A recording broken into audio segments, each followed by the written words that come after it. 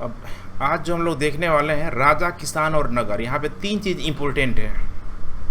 पहला क्या है? राजा अर्थात शासक। दूसरा किसके बारे में जानना है? किसानों के बारे में जानना है। और तीसरा नगर के बारे में जानना है। कोई दिक्कत?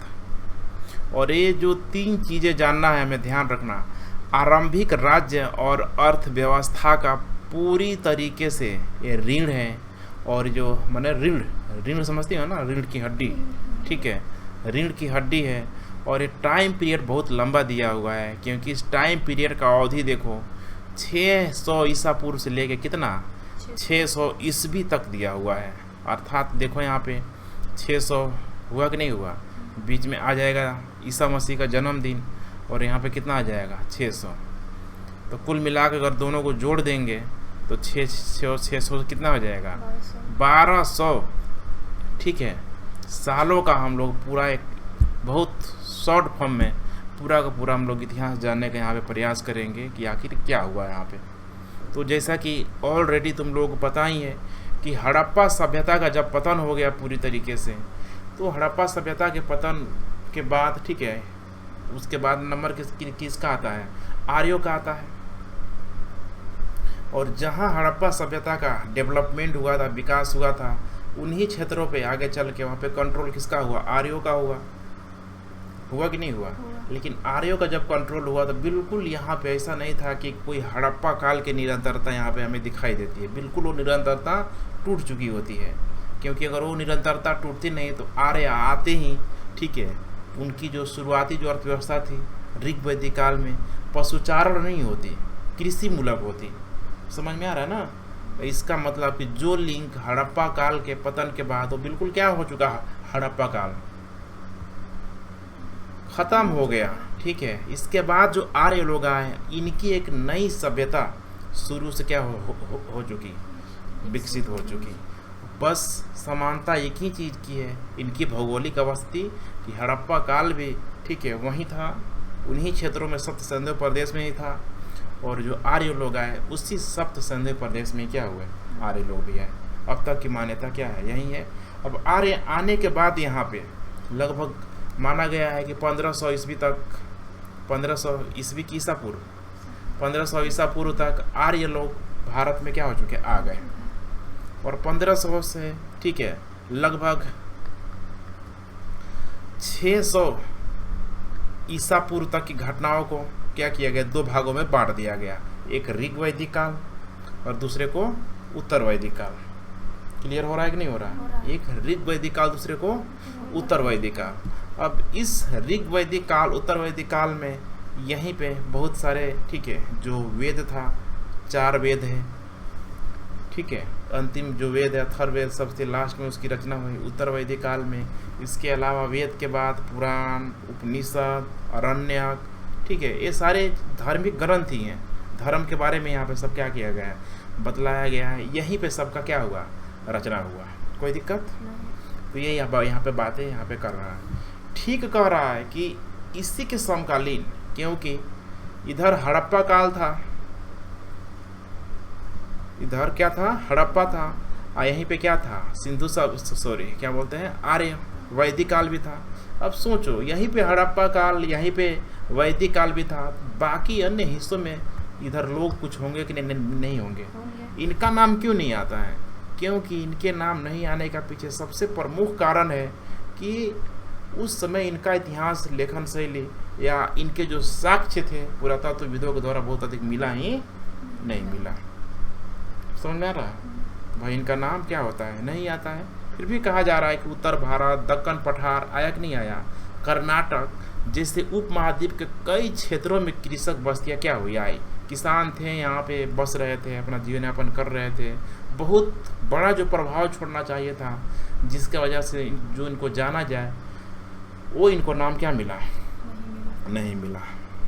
उसके बाद से यहाँ पे दक्षिण भारत में यहाँ पे जो कहा जा रहा है यहाँ पे कि लगभग ईसा के जस्ट 100 साल पहले, ईसा के जन्म के 100 साल पहले यहाँ पे कितना लेट से शुरू हुआ, महापाषाण काल। कौन सा काल? महापाषाण काल। अब सोच के देखो, ईसा के 1 साल पहले तक उत्तर भारत में इस साइड, ठीक है, वैदिक काल खत्म हो चुका, ऋग वैदिक काल खत्म हो चुका, उत्तर वैदिक काल खत्म हो चुका, बौद्ध धर्म आ गया, जैन धर्म आ गया, 6ठी शताब्दी से पूर्व आ चुका था ना। बौद्ध धर्म, जैन धर्म, मगध साम्राज्य आ गया, मगध साम्राज्य के विघटन के पश्चात मौर्य साम्राज्य आ गया, है कि नहीं है। अब मौर्य साम्राज्य के जो समकालीन था, ये क्या हो रहा है दक्षिण भारत में, महापसार काल आ रहा है। क्या रहा है, महापसार काल आ रहा है। देखो कितना लेट आ रहा है, इसलिए मैं बार बार चर्चा करता हूँ कि दक्षिण भारत में मानव सभ्यता का विकास ईसा के जस्ट 100 साल पहले हुआ, लेकिन वर्तमान में देखो ये लोग हमसे कितना क्या है, आगे है। समझ में आ रहा है कि नहीं आ रहा है। इसीलिए यहाँ पे कहा जा रहा है कि साथ ही दक्कन और दक्षिण भारत के क्षेत्रों में चरवाहा बस्तियों का प्रमाण मिला है। मतलब इधर कोई ज़्यादा महत्व क्या है, नहीं है, चरवाहा है। ईसा पूर्व पहली यहाँ पे शताब्दी के दौरान मध्य और दक्षिण भारत में 100 के अंतिम संस्कार के नए तरीके भी सामने आए। कहाँ पे कह रहा है, ईसा पूर्व की पहली क्या शताब्दी में, शताब्दी जो लिखा है इसका मतलब क्या है, शताब्दी है, यही है ना, सॉरी ये है शताब्दी, ठीक है। शताब्दी को क्या लिख दिया है, ठीक है, शताब्दी लिख दिया है, ठीक है, शताब्दी है वो, कोई दिक्कत। तो इसका मतलब कि दक्षिण भारत के लोग भी पीछे चल रहे हैं कि नहीं चल रहे हैं। समाधान पद्धति यहाँ पे आ रहा है, जिनमें महापसाड़ के नाम से ख्यात पत्थरों के बड़े बड़े क्या मिले हैं, ढांचे मिले हैं। और ये महापसाड़ नाम इसलिए दिया गया है कि उनके समाधान पद्धति में पत्थरों का लोग इतना उपयोग करते थे, दक्षिण भारत के लोग पत्थरों को अलग अलग डिजाइन बना के समाधान पद्धति को क्या करते थे, ढक देते थे। समझ में आ रहा है। या फिर जो उत्तर भारत में जैसे कि इधर 9 पसाड़ का आया, मध्य पूरा पसाड़ आया, आया कि नहीं आया, पूरा पसाड़ आया। यहाँ पे जिस प्रकार के पत्थर के औजार कहाँ मिल रहे थे, इधर मिल रहा था ना, दक्षिण में तो नहीं मिल रहा था। वो चीज़ बहुत पहले जो मिल रही थी वो चीज़ें अब यहाँ पे कहाँ मिल रहा है, दक्षिण में मिल रहा है। कोई दिक्कत। कई स्थानों पर पाया गया है कि 100 के साथ विभिन्न प्रकार के लोहे से बने उपकरण और हथियार को भी क्या किया गया था, दफनाया गया था, क्योंकि लोहे की खोज लगभग 6ठी शताब्दी ईसा पूर्व क्या हो चुकी थी। और हम लोग 6ठी शताब्दी ईसा पूर्व की बात कर रहे हैं दक्षिण भारत के संदर्भ में, या पहली शताब्दी ईसा पूर्व की बात कर रहे हैं, पहली शताब्दी ईसा पूर्व की क्या कर रहे हैं, बात कर रहे हैं। समझ में आया कि नहीं आया। तो उम्मीद है यहाँ पे कहने की कोशिश यही की जा रही है कि हड़प्पा काल आया उत्तर भारत में, वैदिक काल आया, ख़त्म आ गया, ठीक है। उसी तरीके से नीचे दक्षिण भारत में भी, या फिर जो दक्कन का जो इलाका था यहाँ पे चरवाहा था, कृषि मूलक समाज था, ठीक है। दक्षिण भारत में पसाड़कालीन क्या था, पसाड़कालीन नहीं बोलते इसको, महापसाड़ बोलते हैं। ध्यान रखना कितने बार दे देता है महापसाड़, ठीक है। कहाँ शुरू हुआ था, उत्तर भारत में कि दक्षिण भारत में, कहाँ उत्तर क्या होगा, दक्षिण भारत में, क्योंकि महापसाड़, ठीक है, सिर्फ दक्षिण भारत में शुरू हुआ जो लेट से हुआ। समझ में आ रहा है कि नहीं आ रहा है। महापसाड़ मैंने अधिक से अधिक पत्थर क्या किया गया, उपयोग किया। ये मत समझना कि पूरा पसाड़, ठीक है, मध्य पसाड़, 9 पसाड़ जो उत्तर में चल रहा था वहाँ मिला, वहाँ बिल्कुल नहीं मिला है। समझ में आया कि नहीं आया। एक चीज़ क्लियर हुआ, बहुत कन्फ्यूजन होता है इसको लेके। चलो, ईसा पूर्व 6ठी शताब्दी से नए परिवर्तनों के प्रमाण क्या मिलते हैं ईसा पूर्व 6ठी शताब्दी से, क्योंकि यहाँ पे बहुत सारे जो परिवर्तन आया, बौद्ध जैन धर्म का क्या हो गया, उदय हो गया, मगध साम्राज्य बन गया, इधर बना कि नहीं बना। मैंने जिस तरीके से वैदिक काल आया, ठीक है, वैदिक काल में क्या चल रहा था, ठीक है, कुल था, एक परिवार, कुल से जन बना, जनपद बना, उसके बाद क्या बना, महाजनपद, है कि नहीं है। कुल जन जनपद, ठीक है, कुल जन अगर देखेंगे हम लोग तो ऋग वैदिक समाज में कुल था, जन था, धीरे धीरे जनपद क्या हो चुका, बन चुका था, किसमें, ऋग वैदिक समाज में। लेकिन उत्तर वैदिक काल तक आते आते अब जो जनपद बना हुआ था, स्वाभाविक है कि कुल एक घर है कि नहीं है, कुल एक फैमिली है ना, कुल बोलते हैं ना, किस कुल की है, तो वो वही कुल है, वो एक परिवार, ठीक है, जिसका ब्लड रिलेशन है, भाई चाचा ताऊ जो भी है। ऐसे ऐसे कुछ घर मिला के क्या बन जाएंगे, यहाँ पे जन लोग बन जाएंगे। कोई दिक्कत। अब फिर इन जन को मिला दिया जाएगा तो क्या बन जाएगा, जनपद मिल जाएगा। तो कुल सबसे छोटी इकाई है, जन कुल से बड़ा है, जनपद और बड़ा हो गया। यहाँ पे छोटे छोटे कबीलाई समाज, ठीक है, यहाँ वहाँ लोग रहने रहेंगे। अब यहाँ पे उत्तर वैदिक काल तक आते आते जनपद से क्या बन गया, महाजनपद बन गया। और इस जो 16 महाजनपद बन के आया, बड़े बड़े 16 महाजनपद, सिर्फ और सिर्फ, ठीक है, अब ये सिंधु घाटी सभ्यता तक तो सीमित क्या रहा, नहीं रहा, क्योंकि उत्तर वैदिक काल तक आते आते उनको पता लग गया कि भाई ये क्या है, सिंधु घाटी सप्त सिंधु प्रदेश क्या है, इससे उपजाऊपन, ठीक है, अगर हम लोग और अंदर आएंगे गंगा के, ठीक है, जलोढ़ उपजाऊ मैदान की तरफ, तो वहाँ हमें और क्या मिलेगा, अच्छा मिलेगा, अच्छा कृषि वगैरह क्या लगेगा, चलने लगेगा। लोहे वगैरह के उस समय क्या हो चुकी थी, खोद हो चुकी थी। समझ में आया। तो इसीलिए यहाँ पे कहा जा रहा है कि यहाँ पे 6ठी शताब्दी से नए परिवर्तन के क्या मिले, प्रमाण मिले। अब नए प्रमाण में क्या है, यहाँ पे मगध साम्राज्य 16 क्या बन गया, महाजनपद बन गया। तो 16 महाजनपदों में, ठीक है, सबसे बड़ा महाजनपद कौन था, यही मगध था, ठीक है। मगध महाजनपद अच्छा शब्द है, मगध महाजनपद, लेकिन लोग मगध साम्राज्य बोल देते हैं, ठीक है। मगध अगर साम्राज्य की अवधारणा अगर देखा जाए तो मौर्य काल से आती है, मौर्य साम्राज्य, ठीक है, लेकिन बोलचाल की भाषा में बोल देते हैं। समझ में आया। शायद इनमें सबसे प्रमुख मुखर आरंभिक राज्य, साम्राज्य और रजवाड़ों का विकास है। इन राजनीतिक प्रक्रियाओं के पीछे कुछ अन्य परिवर्तन थे।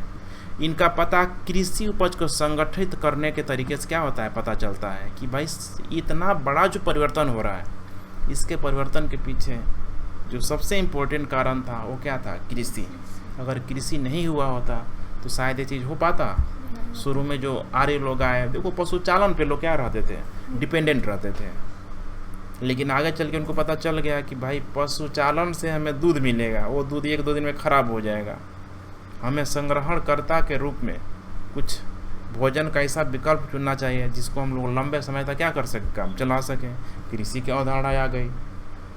अब कृषि की जब अवधारणा आ गई, वहीं जब कृषि वगैरह जब उस समय हो रहा था, जो कि उतना वैज्ञानिक कृषि नहीं था।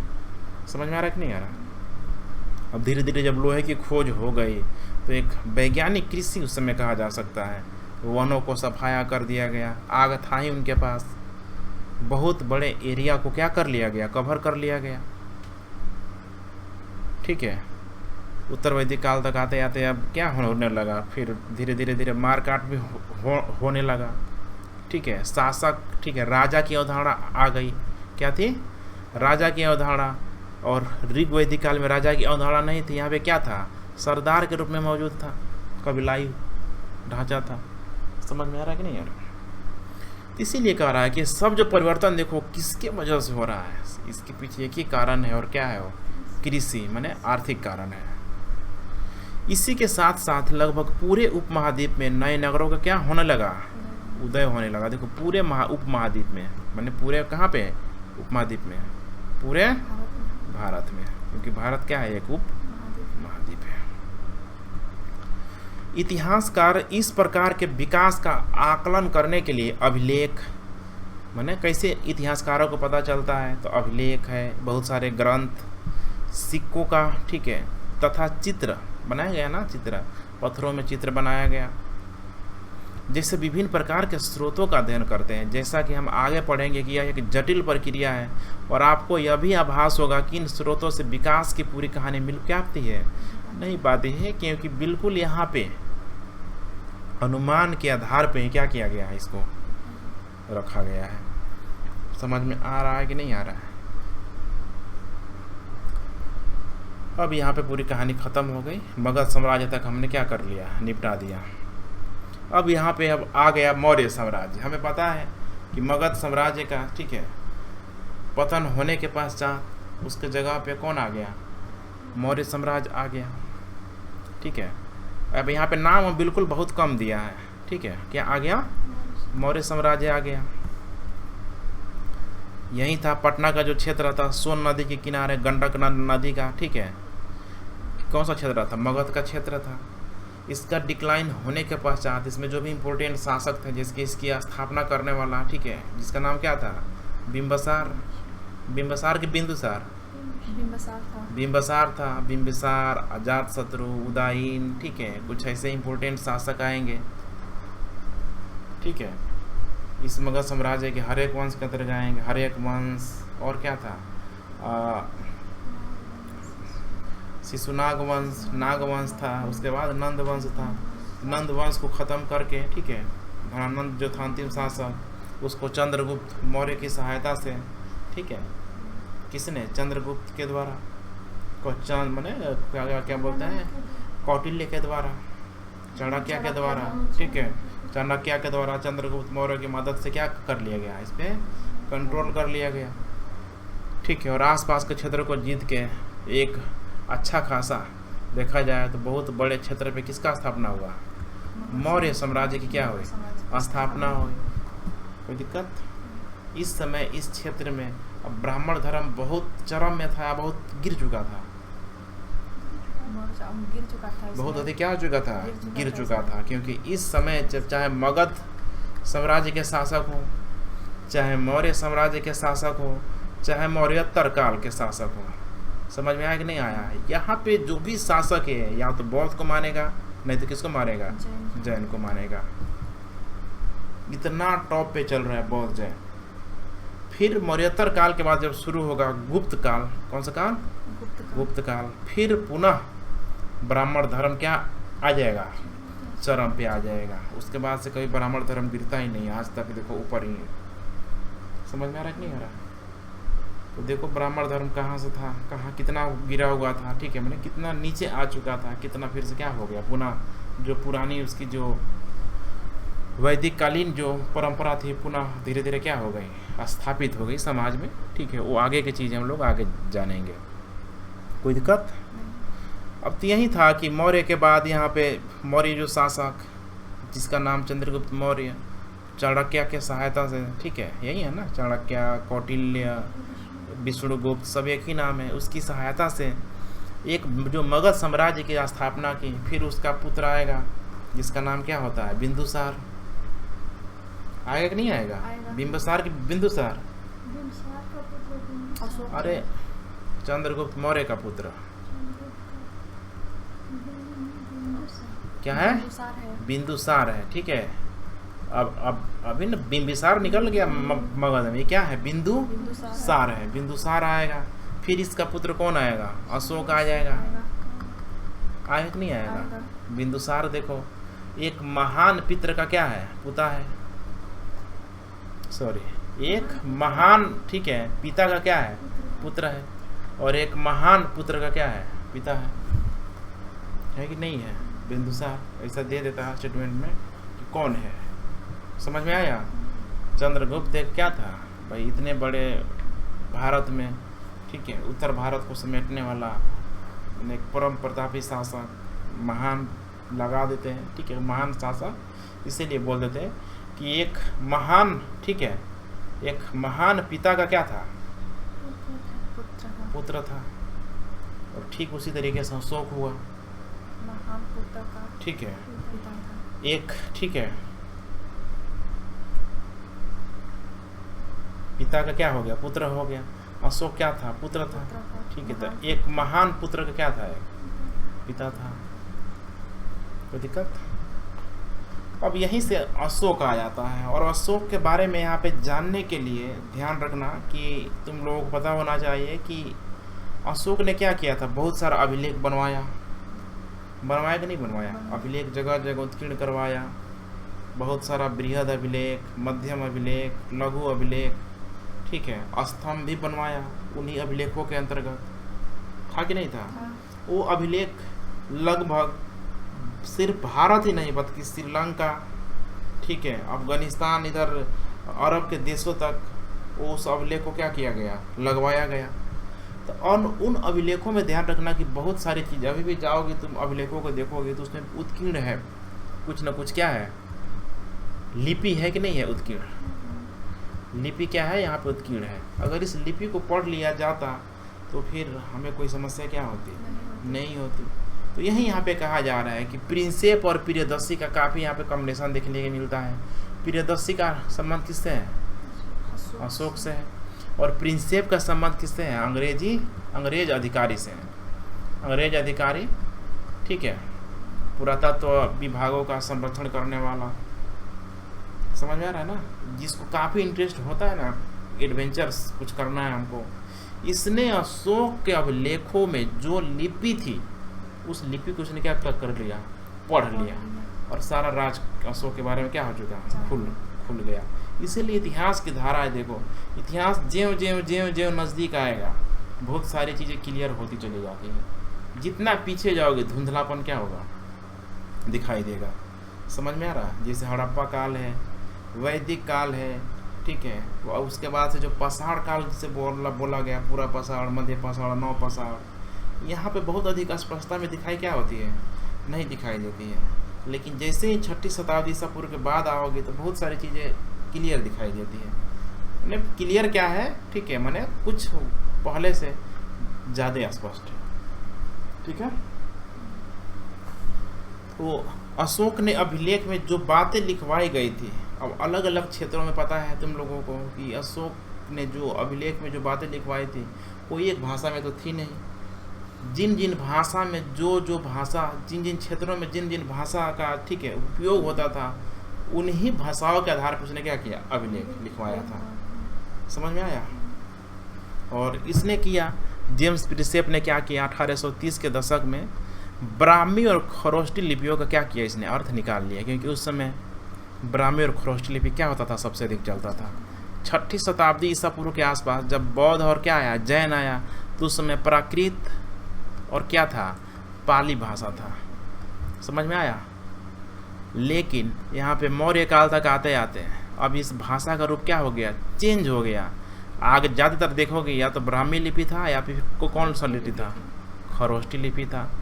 कोई दिक्कत? एक और आएगा, अरमाइक भी आएगा, अरमाइक, ठीक है, अलग अलग क्षेत्रों में, ठीक है। शुरू से देखो भारत एक बहुत डाइवर्सिटी वाला देश रहा है, ऐसा नहीं है कि जो विविधता है आज है, ठीक है।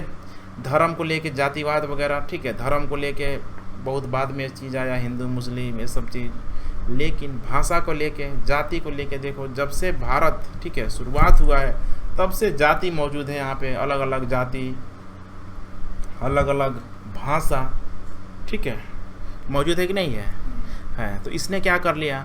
तो प्रियदासों के अभिलेखों में जो भाषा जो लिखवाया गया था, कौन सा भाषा? ब्राह्मी और खरोष्टी भाषा को क्या कर लिया? इसने पढ़ लिया। सोचो अपने आप में कितना बड़ा खोज हुआ कि नहीं हुआ? सब दूध का दूध, पानी का पानी यहाँ पे हो गया। इन लिपियों का उपयोग सबसे आरंभिक अभिलेखों और सिक्कों में किया गया। प्रिंसेप को पता चला कि अधिकांश अभिलेख और सिक्कों पर प्रियदर्शी यानी मनोहर मुखाकृत वाले राजा का नाम लिखा है। प्रियदर्शी देवताओं के द्वारा बोला गया कि देवताओं का प्रिय है अशोक, ठीक है, तो उसका मतलब मनोहर मुखाकृत वाले राजा, सुंदर होगा, ठीक है। अशोक में कितना सीरियल बन चुका है, बॉलीवुड वाला सब और कर देता है। शाहरुख खान अशोका नाम से फिल्म बना दिया, बहुत बेकार मूवी बना, ठीक है। कुछ अभिलेखों पर कह रहा है कि राजा का नाम अशोक भी लिखा है। अशोक ध्यान रखना, इसमें अलग तरीके से लिखा है, देखो उसमें स होगा, वो अशोक है क्या? अशोक वैसे नहीं लिखा जाता है, ठीक है। हाँ, ए तालाब ऐसा रखा है, तो ध्यान रखना, ठीक है, गलत कर दिया है सब। अशोक, ठीक है, अशोक हो जाएगा, ठीक है, कहीं क्या हो जाएगा?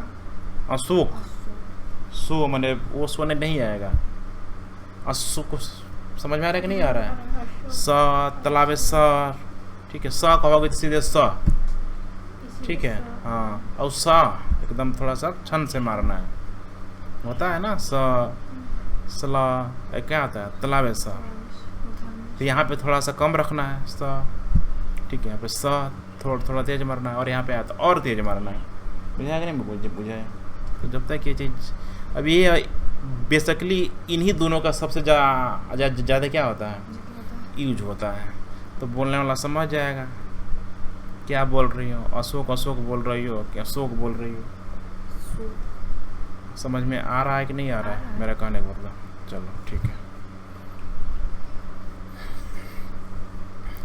तो बौद्ध ग्रंथों के अनुसार अशोक सर्वाधिक, ठीक है, प्रसिद्ध शासकों में से क्या था?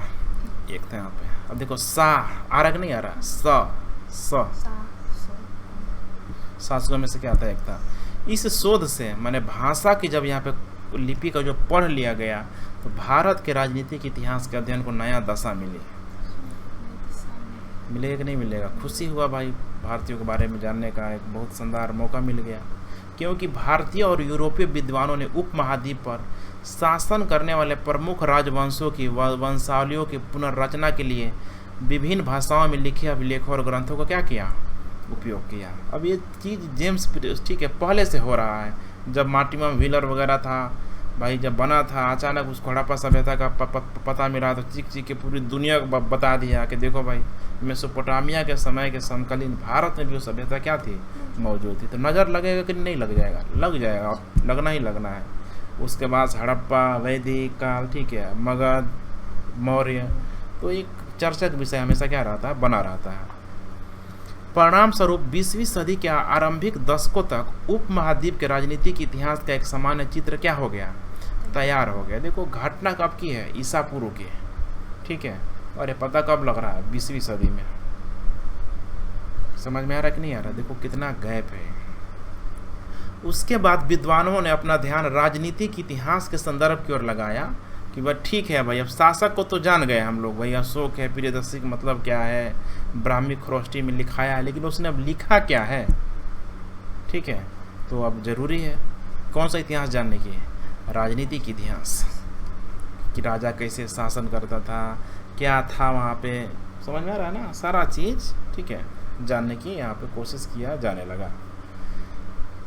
और लगाया छानबीन करने की कोशिश की कि क्या राजनीतिक परिवर्तनों और आर्थिक तथा सामाजिक विकास के बीच कोई संबंध था कि नहीं था। कि माने अगर पहले अगर राजनीतिक परिवर्तन अगर हो रहा है, ठीक है, तो इसके वजह से आर्थिक और दूसरा क्या है, सामाजिक, कोई मैंने संबंध है कि नहीं है। संबंध होगा कि नहीं होगा? बिल्कुल होगा। यहाँ पे राजनीतिक, आर्थिक, सामाजिक, आज के समय में धार्मिक, ऐसा चारों में, ठीक है, संबंध ना हो ऐसा हो ही नहीं सकता है। शीघ्र यह आभास हो गया कि इनमें संबंध तो थे, लेकिन संभवतः सीधे संबंध क्या थे, हमेशा नहीं थे, ठीक है, परोक्ष रूप से क्या थे, संबंध थे ही थे यहाँ पे। लेकिन अब तो सब डायरेक्ट हो गया है, सबका एक दूसरे से क्या हुआ है, टिका हुआ है। आर्थिक आज के समय में क्या हो गया, सबसे इम्पोर्टेंट हो गया आर्थिक परिवर्तन, ठीक है, किसी को धार्मिक परिवर्तन का भी आधार बना सकता है, राजनीतिक भी हो सकता है कि नहीं हो सकता है। आदमी अगर अमीर है, ठीक है, धर्म परिवर्तन करा सकता है, समाज में काफ़ी चेंज ला सकता है, राजनीतिक दृष्टिकोण से वो, ठीक है, विधायक, एमपी बन सकता है, मुख्यमंत्री तक बन सकता है। आज का प्रमुख आधार क्या हो गया है, आर्थिक हो गया है। और पहले क्या था, सामाजिक था, राजनीतिक, पहले राजनीतिक था, ठीक है। अब कह रहा है यहाँ पे अभिलेख, समझ में आ रहा है ना, कुछ है नहीं। अभिलेख क्या होता है, कोई पत्थर, धातु, मिट्टी, लोहा, कठोर सतहों पे जो चीज़ उत्कीर्ण करवा दिया जाए, जैसे कि आज के समय में होता है ना, रोड वगैरह बनता है तो फलाना विधायक, फलाना मुखिया, अब देखना और काफ़ी लंबे समय तक जाएगा कि नहीं जाएगा, लोग बाकायदा उसको पत्थर में क्या किया जाता है, लोग काहे नहीं पेंट करवा देते हैं, ये लोग बुर्बक थोड़े हैं। सोचो उसको बनाने में बहुत खर्च आता है, समझ में आ रहा है कि नहीं आ रहा। खैर आज तो खैर टेक्नोलॉजी आ गया, मशीन से काट दिया जाता है, सांचा जो होता है मशीन से सांचा रख के तुरंत काट दिया जाता है। तो लोग पेंट काहे नहीं कर लेते हैं, वो लंबे समय तक जाएगा, कितना भी अच्छा पेंट कर ले, ठीक है, वो ख़राब हो जाएगा। लेकिन पत्थरों को काट के अगर उत्कीर्ण कर लिया गया है तो रहेगा कि नहीं रहेगा। सपोज करो अभी दुनिया अचानक उथल पुथल हो जाए, है कि नहीं है, 100 साल, 1000 साल बाद, 2000 साल बाद अगर नया जनरेशन आएगी तो अब उनको अभिलेख मिल जाएगा कि नहीं मिल जाएगा। फिर लगेंगे पता लगाने, देखो किसका नाम लिखा है, क्या लिखा है, क्यों लिखा है, समझ में आ रहा है नहीं आ रहा है। तो देखना जनरली जितना भी तुम धार्मिक जगह में जाओगे, मंदिर वगैरह में जाओगे, पेंट कम होता है, क्या होता है उसमें, उत्कीर्ण होता है। क्या होता है, उत्कीर्ण होता है। समझ में आ रहा है कि नहीं आ रहा है। अभी जो बन रहा है कौन सा, राम मंदिर, राम मंदिर में भी टाइम लाइन को फिक्स करने के लिए, ठीक है, वो नया टेक्नोलॉजी लाया गया उसके अंतर्गत, ठीक है। बीच में काफ़ी न्यूज था जिसको गर्भगृह में क्या किया गया, दफनाया गया है कि आगे चल के ऐसा फिर ना हो कि ठीक है कि फिर से कोई इसके जगह दूसरे धर्म के लोग इस पर कंट्रोल कर ले, फिर दावा ठोक दे कि भाई ये हमारा है, हिंदू बोलेगा वो हमारा है, तो काफ़ी लड़ाई झगड़ा क्या बन जाएगा, कारण बन जाएगा। इससे अच्छा है कि वहाँ पे इन लोगों ने ठीक है अधिक गहराई में तो वहाँ के उसमें डाला गया है कि भाई ये यहाँ पे राम जी का क्या हुआ था, जन्म हुआ था। समझ में आया? हिंदू धर्म की हिंदुओं का क्या है, भूमि है। तो देखो अब लोग दूरदर्शिता सोच रहे हैं, कर रहे हैं।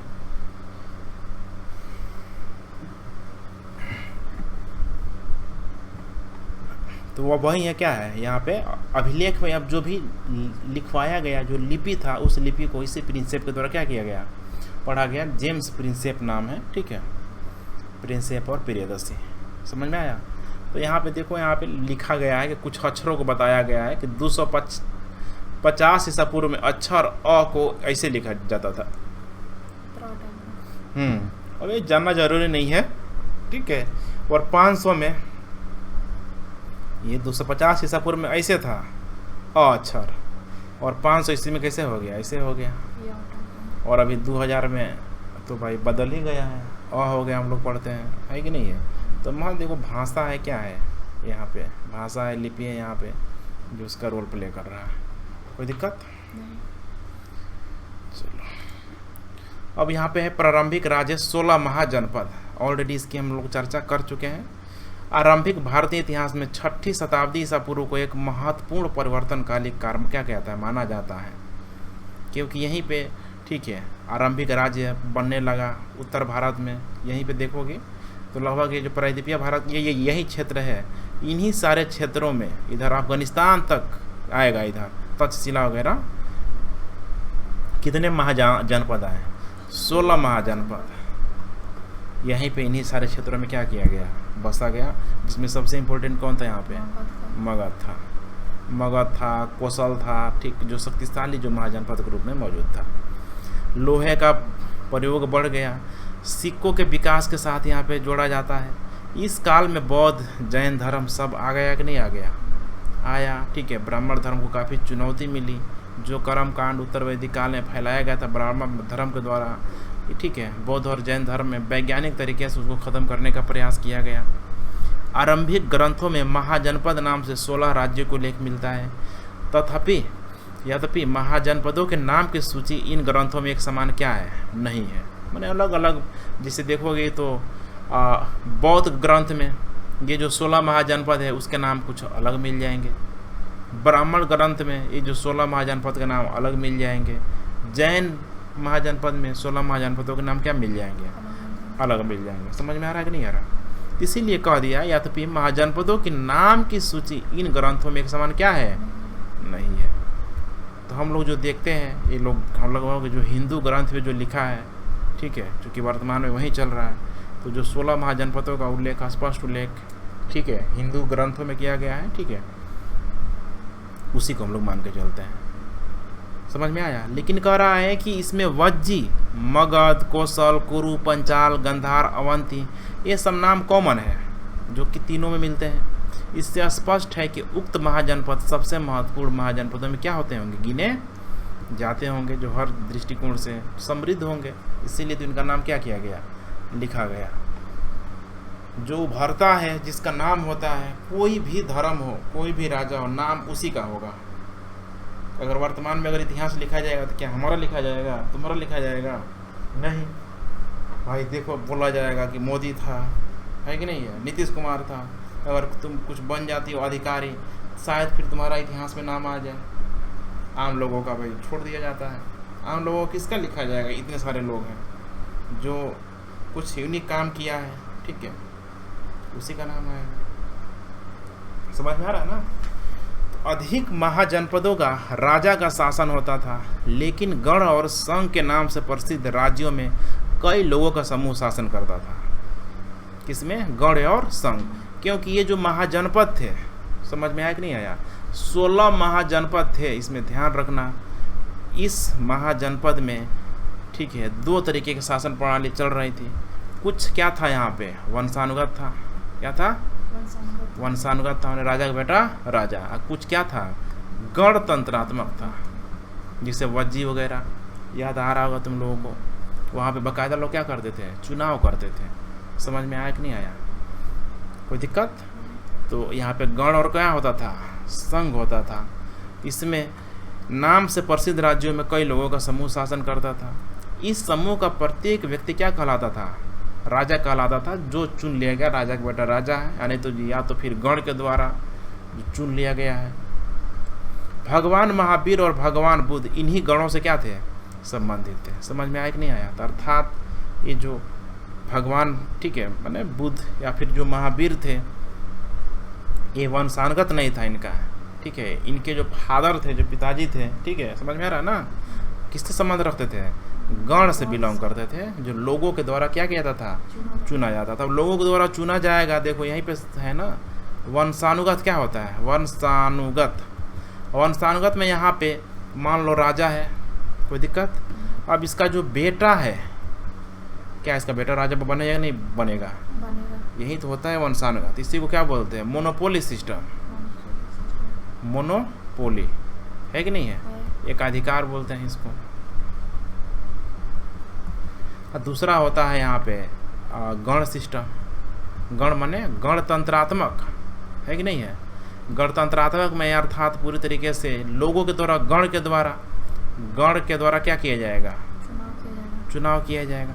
अब यहाँ पे जो राजा है, समझ में आ रहा है कि नहीं आ रहा है? अब राजा का जो बेटा है, यहाँ पे क्या है, शासक बन भी सकता है और शासक नहीं भी बन सकता है। बन भी सकता है और शासक नहीं बन सकता है। डिपेंड करता है कि गण इसके बेटा को शासक चुन रहे हैं या फिर नहीं चुन रहे हैं। अब समझ में आया कि गणतंत्रात्मक, ठीक है, और इसमें जो वंशानुगत में अंतर क्या है।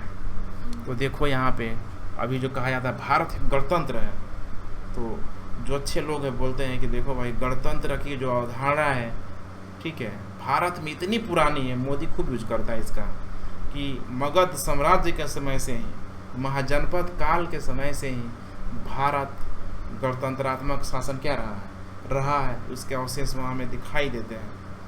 समझ में आ रहा है कि नहीं आ रहा? इसीलिए हम विश्व के सबसे बड़े क्या है, लोकतंत्र है। समझ में आ रहा है ना। और अब इसको कहाँ से जोड़ लेगा, मैंने जो 2500-3000 पहले जो घटना घट चुकी है, अमेरिका वाला देखते रहता, क्या क्या बोलते रहता है कि नहीं है? यही है ना जिसका इतिहास है भाई, नाम आता है। अमेरिका वालों का बहुत अधिक स्पष्ट नहीं है, ठीक है लेकिन बहुत अधिक स्पष्ट नहीं है, ठीक है। पढ़े तो हैं ही वहाँ पे भी, लेकिन वहाँ पे क्या था, राजतंत्रात्मक व्यवस्था थी। वज्जी संघ की ही भांति कुछ राज्यों में भूमि सहित अनेक आर्थिक स्रोतों पर राजा गण सामूहिक नियंत्रण रखते थे। वज्जी संघ की ही भांति कुछ राज्यों में, मैंने बताया था वज्जी में क्या था, ठीक है, क्या था यहाँ पे, राजतंत्रात्मक था कि गणतंत्रात्मक? गणतंत्रात्मक था। तो वज्जी में तो था ही। इसके अलावा कह रहा है कि ठीक है, वज्जी संघ की भांति कुछ राज्यों में भूमि सहित अनेक आर्थिक स्रोतों पर राजा गण सामूहिक क्या करते थे, नियंत्रण रखते थे। यहाँ पे जो भी गण, ठीक है, हाँ, जो लोग होते थे, ऐसे सोच लो कि 100 लोग हो गए यहाँ पे, है कि नहीं है? 100 लोग है, मान लो कि अलग अलग इनका इलाका है, 25 लोग यहाँ पे हैं, 25 लोग यहाँ पे हैं, 25 लोग यहाँ पे हैं, 25 लोग यहाँ पे हैं। समझ में आया? तो ये लोग क्या करेंगे, 25 में से एक इसको चुन लेंगे, 25 में से एक इसको चुन लेंगे, 25 में से एक लोग इसको चुन लेंगे, 25 के लिए एक लोग इसको चुन लेंगे। समझ में आया कि नहीं आया? फिर ये चारों मिल के अपने क्या कर लेंगे, राजा क्या करेंगे, चुन लेंगे। कुछ समझ में आ रहा है? बिल्कुल आज की प्रक्रिया की तरह है कि नहीं है? लोग हैं, आम जन है, हम अपना विधायक सांसद चुन लेते हैं, केंद्र में यहाँ पे प्रधानमंत्री चुना जाएगा, राज्य में मुख्यमंत्री चुना जाएगा। देखो कितना सिस्टमेटिक ढंग से उस समय यह कार्य हो रहा था, जो आज इसी तरीके से किया जा रहा। तो अब राजा जो है यहाँ पे, राजा क्या हो गया, शासक हो गया। लेकिन यही कह रहा है कि जो कंट्रोल होता था आर्थिक स्रोतों पे, राजा का भी होता था और बाकी जो 4 गण हैं इनका भी होता था। समझ में आया कि नहीं आया? आर्थिक स्रोतों पे दोनों का क्या होता था, शासन होता था। अब सोचो कि जहाँ पे वंशानुगत है, इनका कंट्रोल होगा? नहीं होगा भाई, वो तो राजा है, ठीक है, मैं ही ईश्वर हूँ, ईश्वर का रूप पृथ्वी पे, सब मेरा है, जितना भी उसका क्षेत्र है, सब पे कंट्रोल किसका है? सिर्फ और सिर्फ एक शासक का। समझ में आया कि नहीं आया? अब चारों लोग अगर सहमति से अगर चुने हैं, चारों में क्या है भाई, 3 लोग भी अगर चाह लेंगे कि भाई ये राजा होना चाहिए, अब इसमें भी कंपटीशन होगा कि नहीं होगा कि भाई ये राजा होना चाहिए, 3 लोग चाह लेंगे और राजा बन गया। समझ में आ रहा है कि नहीं आ रहा है? तो ऐसे में हमेशा ध्यान रखना कि इवेन नंबर को और नंबर को रखा जाता है।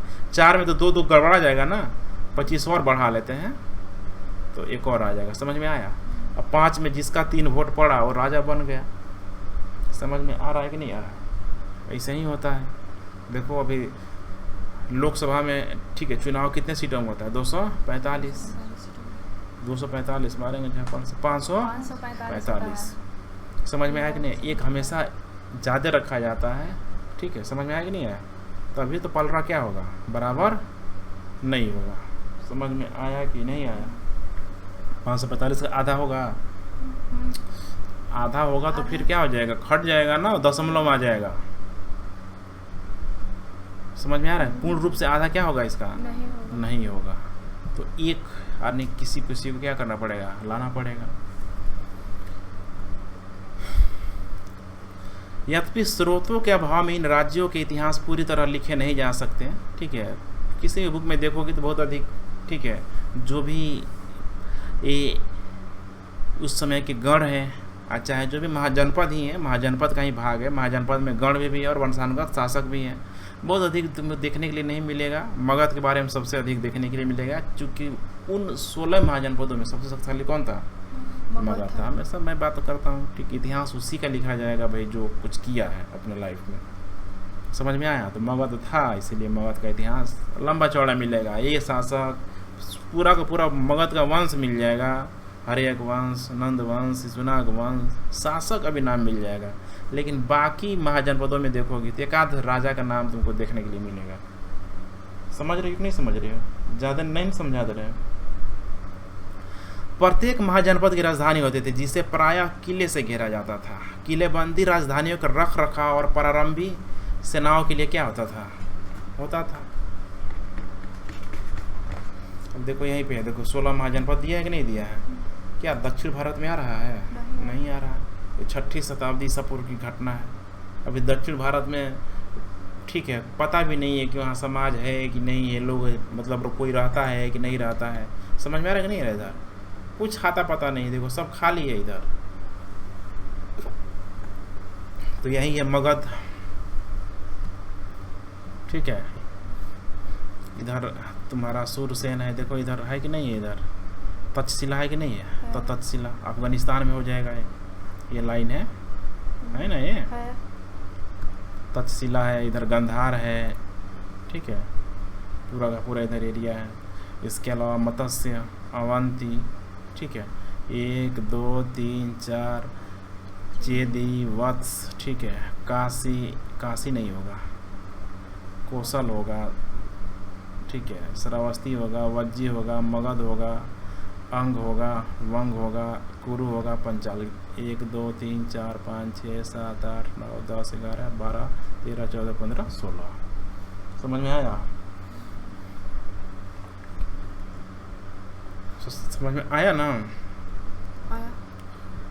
एकदम क्लियर है, ठीक है। कोई आदमी जादूगर नहीं है, सब करना पड़ता है। करोगे तो एक बार समझ में आ जाएगा। नंबर चुन लिया गया ना, ठीक है।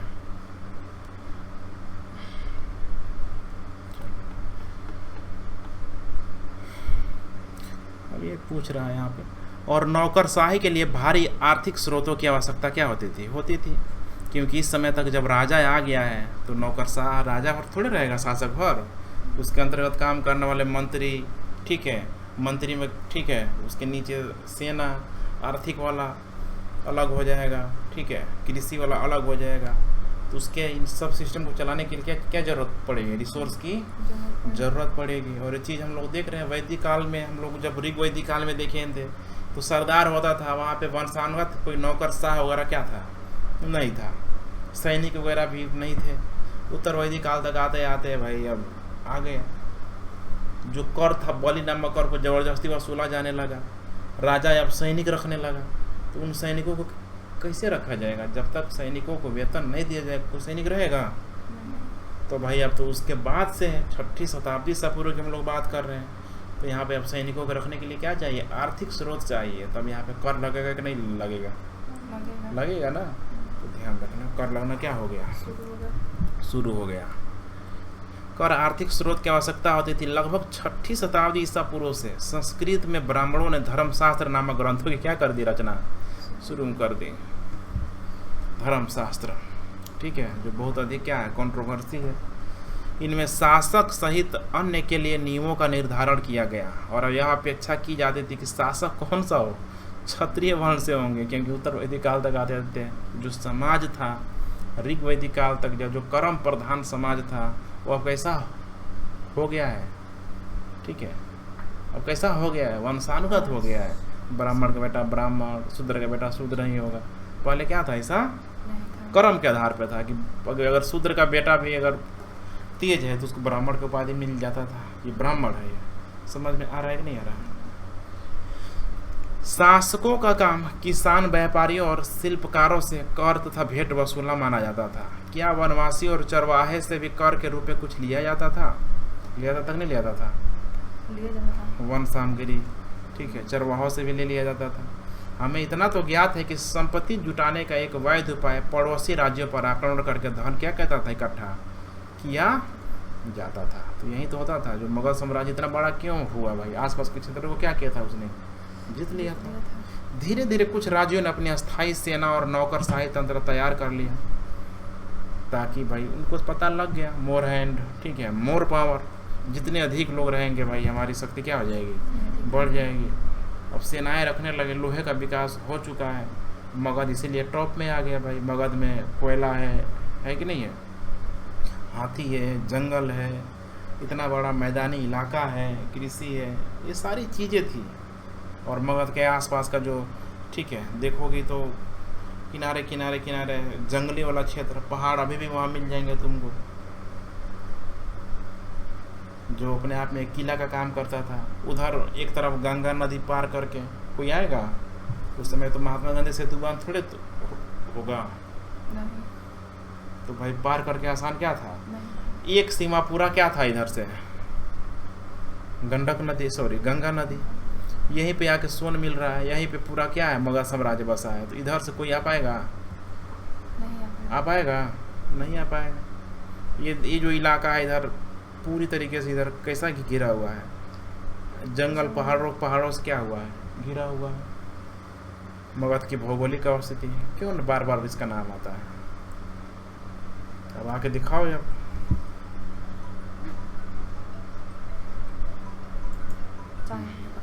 हाँ, मैंने वही कहने का मतलब है कि पूरा ये नौकरशाही जो सैनिक प्रक्रिया है, ठीक है, एक जो सिस्टमेटिक ढंग से रखने के लिए, अब चूंकि क्षेत्र बड़ा होता जा रहा है, तो जब तक सेना नहीं रहेगा देखो, तब तक ये कंट्रोल कर पाएगा कोई? नहीं। और सेना कैसा? वेतन भोगी सेना रखा जाने लगा। वेतन भोगी सेनाओं को जब रखा जाने लगा, तभी जाके और बड़ा क्षेत्र बनाने के लिए क्या मिल गया? प्रेरणा मिल गया। आगे हमें मौर्य साम्राज्य में देखने के लिए क्या होता है? मिलता है। इसीलिए कह रहा है यहाँ पे कि अपनी अस्थायी सेनाएं और नौकरशाही यहाँ पे तैयार कर लिया। बाकी राज्य अब भी सहायक सेना पर निर्भर थे, जिन्हें प्रायः कृषक वर्ग से क्या किया जाता था? नियुक्त किया जाता था। भाई जो घट गया तो लोग बुला लिए, भाई जो कमजोर किसान उसान होता होगा उसको क्या करते होंगे? बुला लेते होंगे कि देखो तुम्हारे पास खाने पीने का तो तुम उपजा नहीं पाते हो, ऐसा करो, हमारा क्या बन जाओ, सैनिक बन जाओ। समझ में आ रहा है ना? भाई तुमको हम देंगे जो भी तुम्हारा वेतन बनेगा।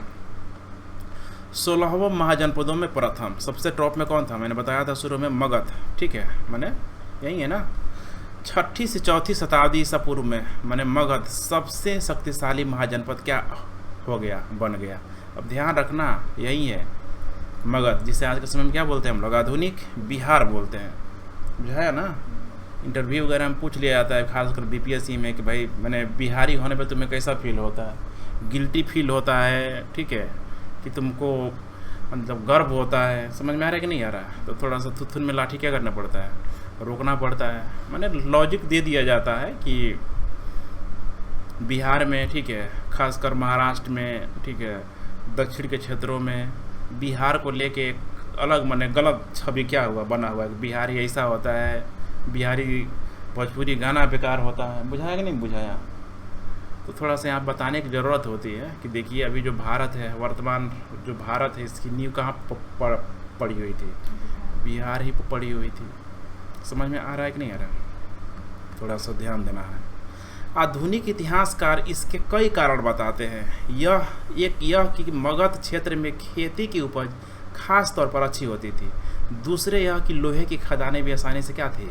उपलब्ध थी, क्योंकि लोहे की खदानें तुम लोग पता है कि जो झारखंड का जो इलाका है, ठीक है, पहले कहाँ था शामिल? बिहार में ही था ना। बिहार नीचे इधर उड़ीसा तक था, बहुत बड़ा एरिया था।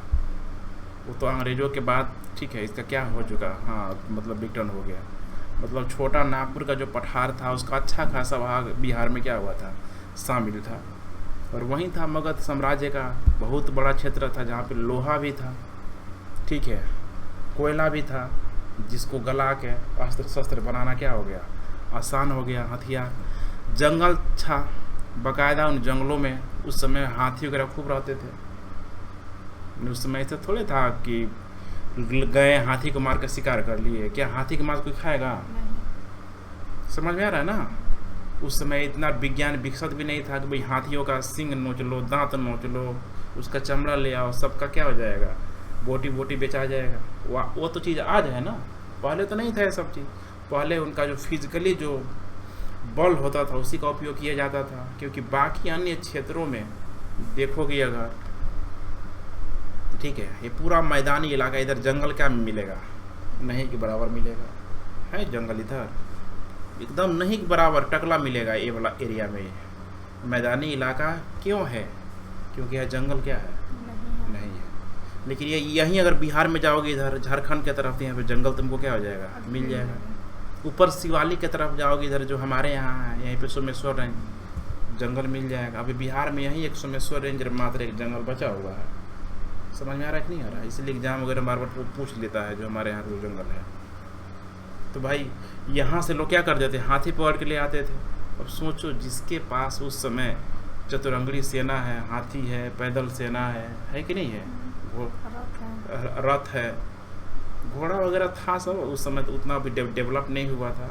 लेकिन खुद सोचो, एक हाथी को अगर युद्ध में भारी भरकम उतार दिया जाता, ये आसपास के क्षेत्रों में, इधर अवंती वगैरह था, जो उज्जैन वगैरह, इधर जंगल वगैरह था, तो हाथी थे लेकिन उतने बड़ी संख्या में नहीं थे। बाकी इधर जो भी है, इधर तो तुमको जो दिखाई दे रहा है, इधर हाथी ना के बराबर थे। कौन आएगा टक्कर लेने इनसे, मगध वालों से? साथ ही गंगा और इसकी उप नदियों से आवागमन सहजता क्या हो गया था? सुलभ हो जाता था। कोई आक्रमण नहीं करेगा। इनको जाना है तो आराम से, गंगा नदी है, इधर सोन नदी है, इधर गंडक है कि नहीं, इधर कोसी है, बीच में और भी सारी क्या है? नदियाँ हैं यहाँ पे। तो ऐसा तो नहीं है कि नदी आज बन गया। समझ में आ रहा है ना? ये नदी बहुत पहले से बना हुआ है। आरंभिक जैन और बौद्ध लेखकों ने मगध की महत्ता का कारण विभिन्न शासकों की नीतियों को बताया। ये भी अपने आप में गौरवान्वित करने वाला क्षण है कि जैन धर्म का उदय तो बिहार में ही हुआ, बौद्ध धर्म का उदय कहाँ हुआ? नेपाल में हुआ। माने उदय हुआ, उनका जन्म हुआ, लेकिन उनकी कर्म भूमि कहाँ रही? बिहार में ही रही, फिर भारत में रही, बिहार में रही यहाँ पे। समझ में आ रहा है कि नहीं आ रहा है? ये गौरवान्वित करने वाला क्षण है।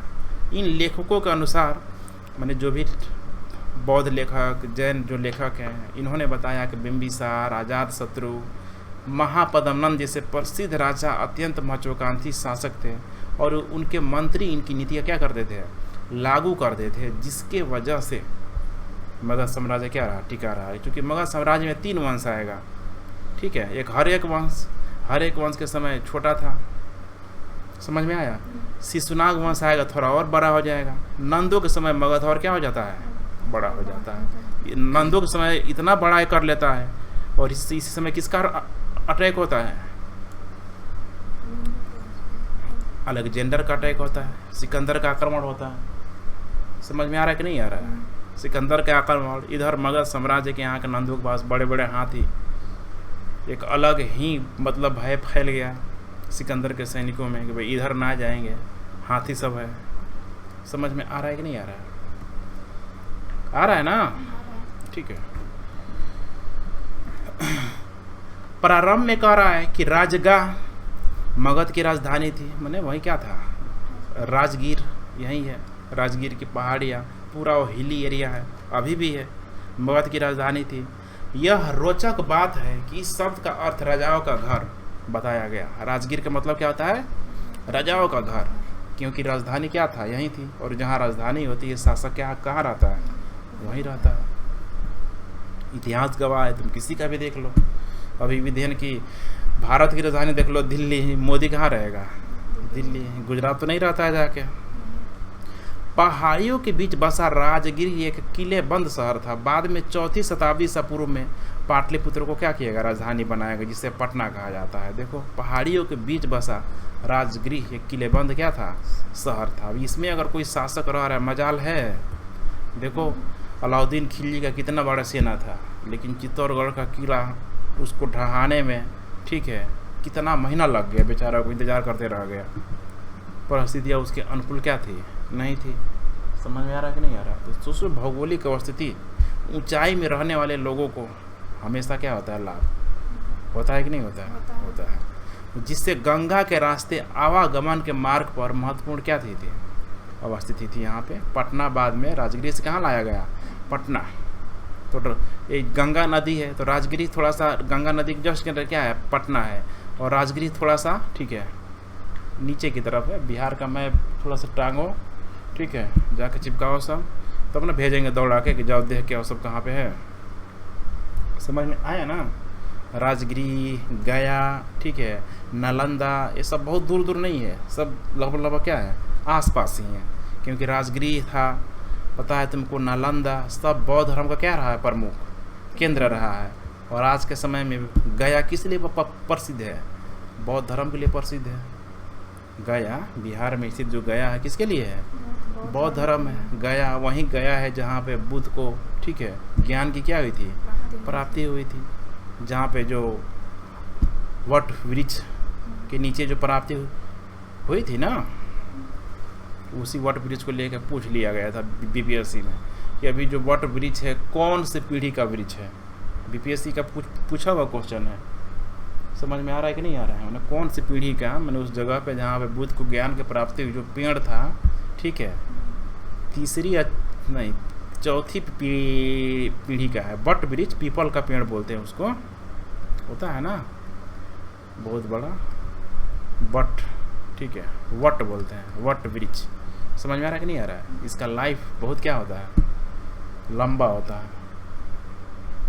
वट वृक्ष का लाइफ जो होता है, देखो, ठीक है, हाँ, वही। तो उसका लाइफ टाइम मैंने उसका एज क्या होता है, बहुत अधिक होता है, ठीक है। वही पूछ लिया कि जब से बुद्ध का, ठीक है, जब से उनको ज्ञान की प्राप्ति हुई, उसके बाद से किस पीढ़ी का वृक्ष अभी वहाँ पे लगा है।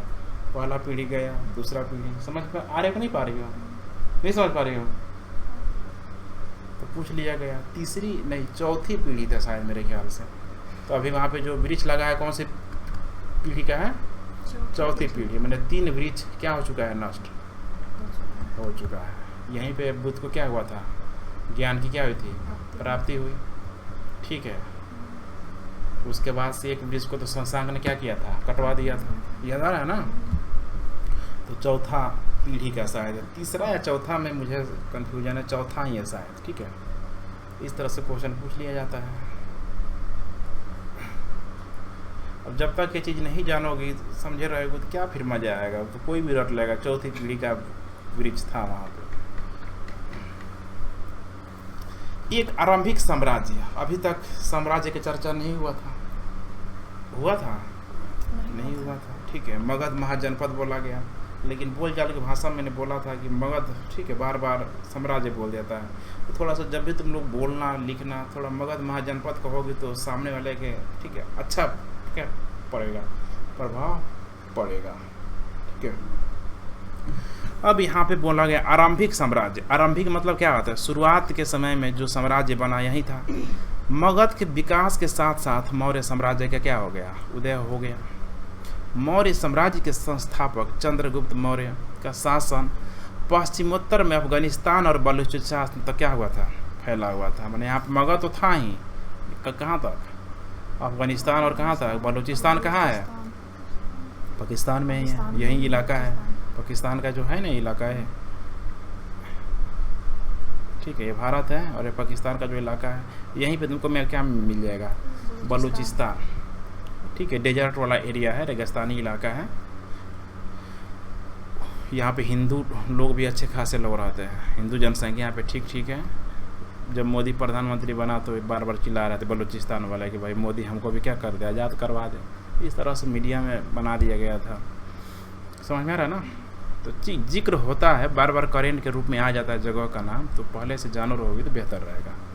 उनके पौत्र अशोक ने, जिन्हें आरंभिक भारत का सर्व प्रसिद्ध शासक माना जाता है, पौत्र मतलब समझ में आ रहा है ना, पौत्र माने पोता, ठीक है। चंद्रगुप्त, चंद्रगुप्त का पौत्र कौन, पौत्र कौन था, अशोक। समझ में आया कि नहीं आया, तो बार बार मिलना लिखा गया, पौत्र क्या, पौत्र, समझ लेना क्या, पोता। उनके पौत्र अशोक ने, जिन्हें आरंभिक भारत का सर्वप्रसिद्ध शासक माना जा सकता है, कलिंग पर क्या किया उसने विजय प्राप्त किया, क्या की, क्यों की, कुछ नहीं बताया गया यहाँ पे, बता दिया गया बाकी किया उसने, कोई दिक्कत। बीच में बिंबिसार का, सॉरी बिंदुसार का क्या किया, जिक्र भी नहीं किया, कोई दिक्कत। मौर्य वंशों के बारे में यहाँ पे जानकारी प्राप्त करने का यहाँ पे भी स्रोत है। सबसे पहला जो स्रोत है, चूँकि इसी मौर्य वंश के अंतराल के समय, ठीक है, तुम लोगों को याद होगा, ठीक है, जो यात्री था, ठीक है, जो चंद्रगुप्त मौर्य का जो एक संबंधी सेल्यूकस का जो राजदूत था, ठीक है, नाम क्या था, मेगास्थनीज, यहीं आया हुआ था, आया था कि नहीं आया था, सेल्यूकस की जो पुत्री थी, ठीक है, नाम क्या था, हेलेना, ठीक है, यहीं हेलेना का विवाह किससे हुआ, चंद्रगुप्त मौर्य से हुआ। और दहेज में कौन आ गया, मेगास्थनीज आ गया, आया घूमा फिरा, ठीक है। इस समय जो राजधानी थी, पाटलिपुत्र राजधानी थी, कौन सी, पाटलिपुत्र, वही है पटना। पटना का जो मूल इलाका है, पटना से थोड़ा पीछे और जाओगे तुमको पाटलिपुत्र मिल जाएगा, एकदम वही जगह, एरिया पूरा था, लेकिन जिसकी जगह पर मैं चर्चा कर रहा हूँ, पाटलिपुत्र एक छोटा सा स्टेशन भी है, पटना जंक्शन जहाँ पे हम लोग उतरे हुए थे, उसके आगे और ट्रेन अगर जाता तो पाटलिपुत्र चला जाता, नेक्स्ट स्टेशन तुमको पाटलिपुत्र ही आता, वही है क्या, पाटलिपुत्र, वहीं पे रहता था चंद्रगुप्त मौर्य। पूरी उसकी बनावट घूम घूम के देखा, देखा कि नहीं देखा, पूरे क्षेत्र को देखा। चंद्रगुप्त की बड़ाई करते नहीं थका, काहे नहीं बड़ाई करेगा, खियाया पियाया जम के उसको, है कि नहीं है। उसके अलावा समाज को, ठीक है, अलग अलग भागों में 7-7 जातियों में बांट के देखा। इसके अलावा अन्य स्रोतों में, ठीक है, जो कौटिल्य खुद, जो चाणक्य है, उनका जो अर्थशास्त्र की जो बुक है, अर्थशास्त्र की बुक है या राजनीतिक संबंधों की बुक है, छापड़ सब ये नाम है अर्थशास्त्र, लेकिन इसका संबंध किससे है, राजनीतिक संबंध। बीपीएससी का पूछा हुआ क्वेश्चन है, कौटिल्य का अर्थशास्त्र किस विषय वस्तु से संबंधित है, ऑप्शन में अर्थशास्त्र भी दिया था, समझ में आया कि नहीं आया। तो ठीक है, राजनीतिक, और राजनीतिक में कैसा, वैदेशिक राजनीतिक संबंधों से, किससे, वैदेशिक, विदेश नीति से संबंधित है हम कह सकते हैं, समझ में आया कि नहीं आया। तो उसमें दिया था, एक विदेश नीति भी था और राजनीतिक भी दिया था, ठीक है, क्वेश्चन, और अर्थशास्त्र था ही था, बुझाया कि नहीं बुझा। एक और ऑप्शन मुझे याद ध्यान नहीं आ रहा, उसमें अब थोड़ा सा दाएं बाएं हो लगेगा, राजनीतिक है, विदेश नीति, विदेश नीति करेक्ट उत्तर था उसका। सब बीपीएससी में पूछा जा चुका है, छोटी छोटी चीज़ें हैं, इसीलिए एनसीईआरटी देखो कितना इम्पोर्टेंट हो जाता है। एक और स्रोत जिसका उपयोग प्रायः किया जाता है वह अर्थशास्त्र। संभवतः इसके कुछ भागों की रचना कौटिल्य या चाणक्य ने की थी, जो चंद्रगुप्त क्या थे, मंत्री थे। साथ ही मौर्य शासकों का उल्लेख परिवर्ती जैन, बौद्ध और पौराणिक ग्रंथों तथा संस्कृत, ठीक है,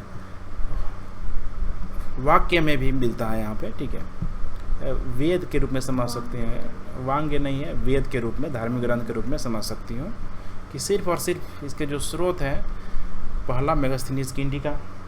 अब जो मेगास्थनीज की जो इंडिका मिली है, कुछ सोचो कि आपने मूल रूप में मिला है, मेगास्थनीज उस समय लिखा हुआ था, ठीक है। वो मेगास्थनीज की जो इंडिका अपने मूल रूप में उपलब्ध क्या है, नहीं है। बहुत सारे उसके पन्ने फट गए, सड़ गए, थोड़ा बहुत बचा है। फिर उसको क्या किया है, ठीक है, पुनर्मुद्रित किया गया है, दोबारा क्या किया गया, प्रकाशित किया गया। तो अब तुम जानती हो, अभी मैं जो कोई चीज़ बुक लिख रहा हूँ, अगर उसी बुक को अगर तुम लिखोगे तो ठीक ठाक संभावना है कि उसमें बहुत सारे चीज़ क्या हो जाएंगे, तथ्य परिवर्तन हो जाएंगे। यही चीज़ हुआ मेगास्थनीज की इंडिका के साथ। इसीलिए बोला भी जाता है कि मेगास्थनीज की इंडिका से भारतीय सभ्यता के बारे में मतलब स्पष्ट जानकारी मिलती है। या फिर क्या समझते हो, मैंने जब वो जानकारी सही था कि नहीं था, तो बताने की यहाँ पे कोशिश होती है, ठीक है। वह होनी भी चाहिए कि जो मेगास्थनीज की इंडिका सबसे पहले तो भाई मूल रूप में उपलब्ध क्या है ही नहीं। समझ में आ रहा है। उसको पुनः मुद्रित किया गया है, दोबारा उस बुक को क्या किया गया है, लिखा गया है। तो स्वाभाविक है, ठीक है, कि थोड़े से विचारों में मतभेदता क्या होगी, आएगी ही आएगी। खैर जो भी है, इसके अलावा कौटिल्य का अर्थशास्त्र हो गया। इसके अलावा ठीक है, जैन बौद्ध क्यों नहीं है, रहेंगे कि नहीं। खुद देखो अंतिम में लास्ट तक आते आते चंद्रगुप्त मौर्य क्या बन गया था, जैन धर्म को अपना लिया था।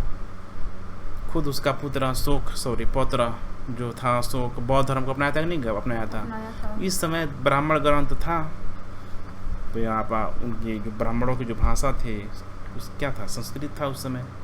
यद्यपि युक्त साक्ष्य बड़े उपयोगी है, लेकिन पत्थरों और स्तंभों पर मिले अशोक के अभिलेख प्रायः सबसे मूल्यवान स्रोत क्या होते हैं, माने जाते हैं कि अशोक ने इतने बड़े क्षेत्रों पे जो अभिलेख बनवाया, सबसे इम्पोर्टेंट यहाँ पे क्या हो जाता है, वही साक्ष्य हो जाता है। अब क्यों हो जाता है, यही हमें समझने की हमें क्या है ज़रूरत है।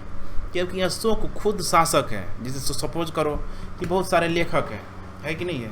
लेखक अपनी बात को छपवा रहे हैं, प्रधानमंत्री के बारे में प्रधानमंत्री अपने बारे में बेहतर बता सकता है या फिर बगल वाला लेखक बताएगा।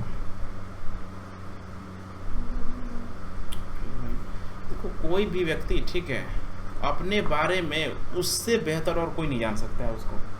समझ में आ रहा है। लेखक तो बस एक जरिया है ना वो लिखने का, जो तुम बताओ वही लिखेगा वो, या फिर वो जो देख रहा है, कोई ज़रूरी नहीं है उसने देखा कैसे ऐसे हो रहा था बना दिया गया। बहुत सारा मूवी बन रहा है, ठीक है, बना दिया गया। लेकिन जब खुद जो व्यक्ति किया है वो आके अगर बता रहा है तो उसकी बातों पे ज़्यादा यकीन करना क्या है, क्या है,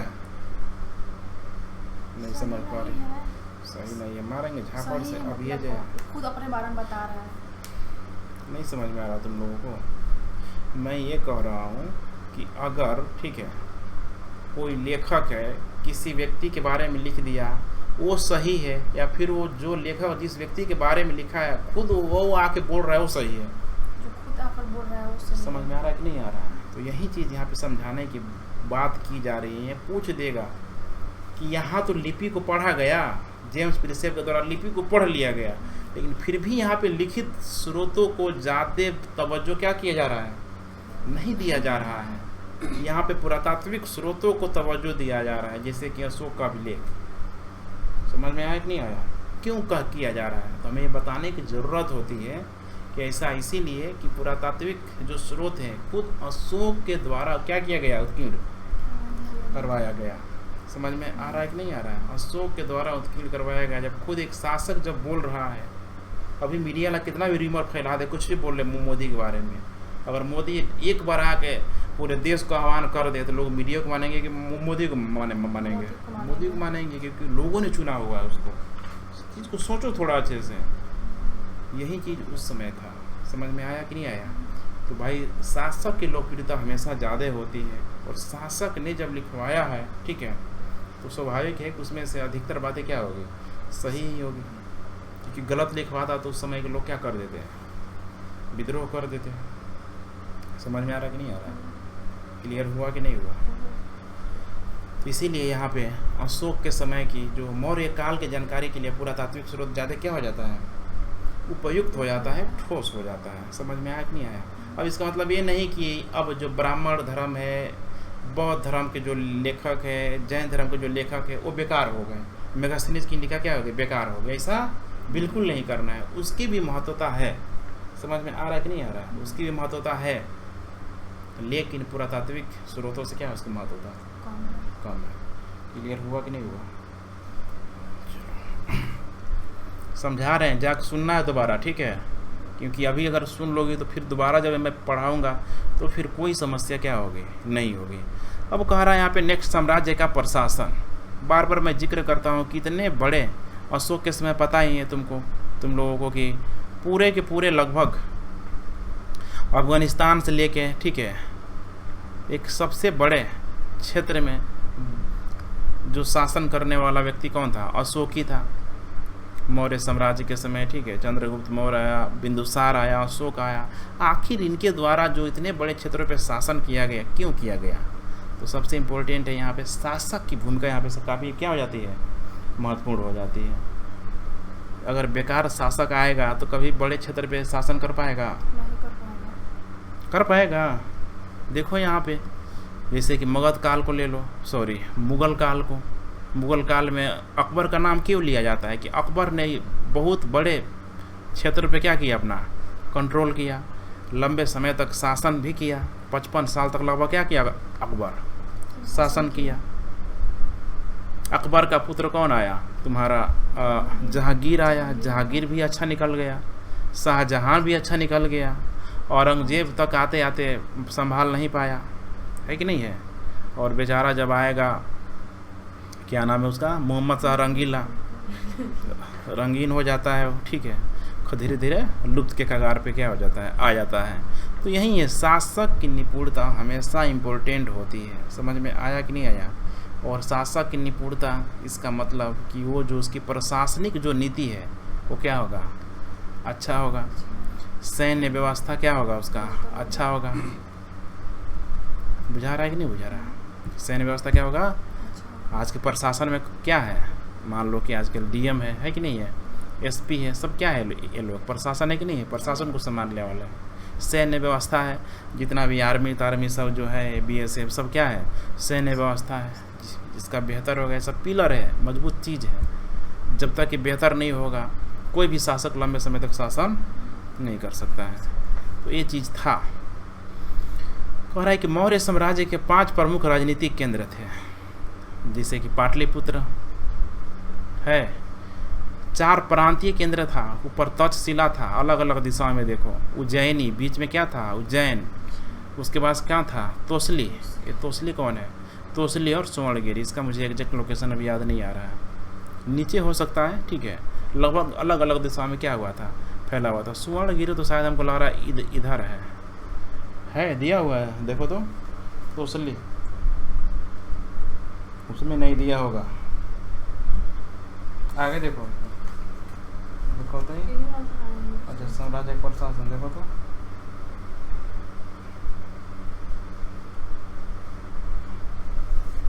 सिंधपुर क्या दिया, सुवर्णगिरी, सुवर्णगिरी और तोसली। नाम थोड़ा सा अजीब सा लग रहा है, ठीक है। देखो ये सब जहाँ जहाँ अभिलेख है ना, उन जगहों को दिया गया, नहीं दिया होगा, ठीक है। जो भी है यहाँ पे, जो भी इनकी राजनीतिक, ठीक है, केंद्र था, जहाँ से राजनीति को क्या किया जा रहा था, संचालित किया जा रहा था, इन सब का उल्लेख अशोक के अभिलेखों में क्या किया गया है। यदि हम इन अभिलेखों का परीक्षण करें तो पता चलता है कि आधुनिक पाकिस्तान के पश्चिमोत्तर सीमांत प्रांत से लेकर आंध्र प्रदेश, उड़ीसा, उत्तराखंड तक हर स्थान पर एक जैसे संदेश उत्कीर्ण किए गए थे। समझ में आ रहा? क्या इतने विशाल साम्राज्य की प्रशासनिक व्यवस्था समान रही होगी? ठीक ठाक संभावना है कि नहीं है कि जब केंद्र में एक शासन है तो स्वाभाविक है कि अलग अलग क्षेत्रों पे उसकी जो नीतियाँ भी क्या होगी, एक ही होगी, समान होगी। ऐसा तो नहीं है कि मोदी अगर केंद्र में है तो एक राज्य के लिए अलग बना रहे, एक राज्य के लिए अलग, ऐसा तो नहीं है। और अभी मोदी का कंसेप्ट एक ही कंसेप्ट है उसका, वन नेशन, माने अगर एक देश है तो वन नेशन वन पॉलिसी होनी चाहिए, एक नीति होनी चाहिए। समझ में आ रहा है?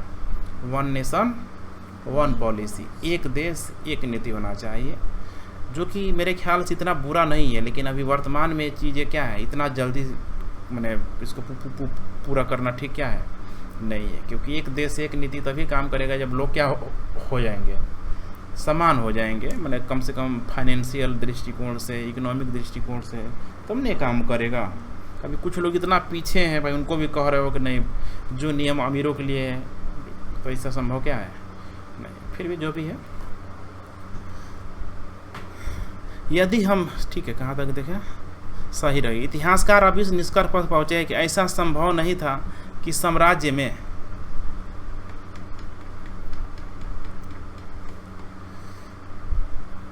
शामिल बड़े और विभिन्न प्रकार के थे, ठीक है, मैंने बड़े विभिन्न मैंने भिन्न भिन्न प्रकार के थे। कहाँ अफगानिस्तान के पहाड़ी क्षेत्र, कहाँ उड़ीसा के तटवर्ती क्षेत्र। यह संभव है कि सबसे प्रबल प्रशासनिक नियंत्रण साम्राज्य की राजधानी तथा उसके आसपास के प्रांतीय केंद्रों पर क्या होगा? रहा होगा। स्वाभाविक सी बात है, जहाँ शासक रहेगा, मैंने बताया था ना पूरा मगध का, कि केंद्र में कौन है? अशोक है। अलग अलग क्षेत्रों पे क्या किया गया? अपना प्रशासन को क्या किया? इसने मजबूत किया है ना, बिल्कुल। इन केंद्रों का चयन बड़े ध्यान से किया गया। तक्षशिला और उज्जैनी दोनों लंबी दूरी वाले महत्वपूर्ण व्यापारिक मार्ग पर क्या थे? स्थित थे। तो व्यापारिक मार्ग स्थित है, तो यहाँ पे क्या है? उज्जैन। इधर क्या है? तक्षशिला है। जबकि सुवर्णगिरी, अच्छा सुवर्णगिरी यहीं तो कह रहे, सोने का पहाड़ कर्नाटक में, सब व्यापारिक मार्ग है कि नहीं है? सोने की खदान के लिए क्या था? उपयोगी था। देखो, आज से नहीं, बहुत पहले से उन्हीं जगहों को तवज्जो दिया जा रहा है जहां हमें व्यापार के रूप में कुछ क्या हो रहा है? मिल रहा है। साम्राज्य के संचालन के लिए भूमि और नदियों दोनों मार्ग से आवागमन बना रहना अत्यंत आवश्यक था। राजधानी से प्रांतों तक जाने में कई सप्ताह या महीनों तक समय क्या होगा? लगता होगा कि नहीं लगता होगा? क्योंकि उस समय क्या था? घुड़सवारी था सबसे तेज। फिर भी कितना भी घोड़ा तेज चल ले, थकेगा नहीं? आदमी भी तो थकेगा। इसका अर्थ यह है कि यात्रियों के लिए खान पान की व्यवस्था, उनकी सुरक्षा भी करनी पड़ती होगी।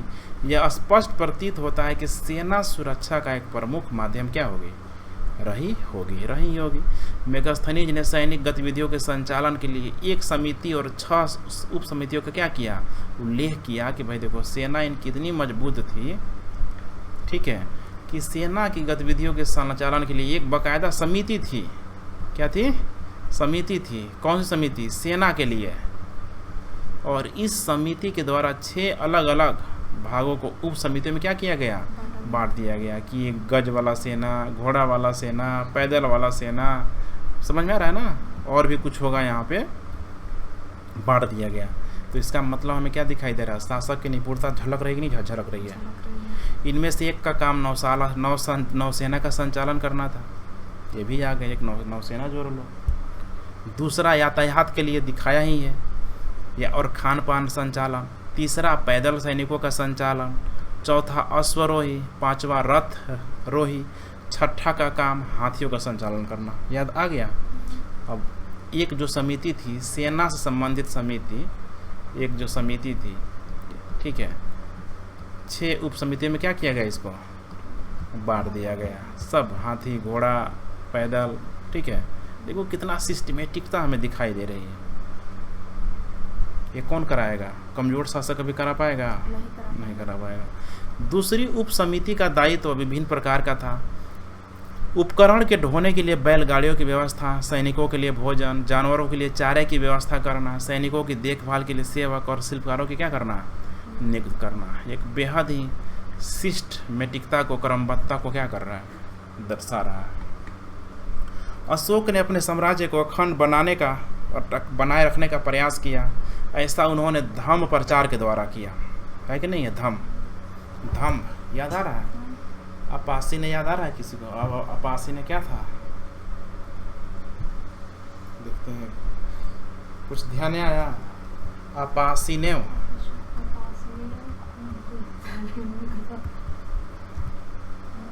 ध्यान आ रहा है, पास ने नहीं जान रहे हैं। अपासी ने बहु किया ने, तो धम्म का सबसे इम्पोर्टेंट रोल है, ठीक है, इसी में पूरा मिला है। समझ में आ रहा है कि नहीं आ रहा है? जिसका मतलब होता है कि जो व्यक्ति है वो अपने कर्तव्यों को क्या करे? पालन करे। इसी में बोलता है कि पिता अपने पिता का कर्तव्य का पालन करे, भाई अपने भाई होने का दायित्व निभाए, बहन अपने बहन होने का दायित्व निभाए, माता माता का रोल निभाए। सब कोई अगर अपना रोल निभाएगा तो समाज में कभी भी हिंसा क्या होगा, नहीं फैलेगा, जिससे समाज हमेशा एक शांति भी क्या होगी, बनी रहेगी। तो इसी धर्म का प्रचार करने के लिए सोचो कि उसने पूरी तरीके से कलिंग युद्ध के बाद, यही हुआ था ना, कलिंग युद्ध के बाद उसने हथियार डाल दिया। अब ये इंटरव्यू में पूछ लिया गया था इसको, अभी सब पूछा हुआ था कि अशोक का जो धर्म था, ठीक है, पूरी तरीके से अहिंसक गतिविधियों से क्या था, संचालित था। कोई उसमें हिंसा क्या था ही नहीं। आप इस बात से कितना सहमत है? तो पूरी तरीके से अहिंसा दिखाई दे रहा है कि नहीं दे रहा है? दे रहा है, ठीक है। लेकिन बिल्कुल ऐसा क्या है, नहीं है। लड़का बहुत अच्छा जवाब दिया कि धर्म की जो नीति है, अहिंसा के तत्व तो सबसे अधिक थे, लेकिन फिर भी वो आटविक जैसे जनजातियों को चेतावनी भी देता था कि अगर भाई गड़बड़ करोगे तो हम तुरंत क्या उठा लेंगे, तलवार उठा लेंगे। समझ में आया कि नहीं आया?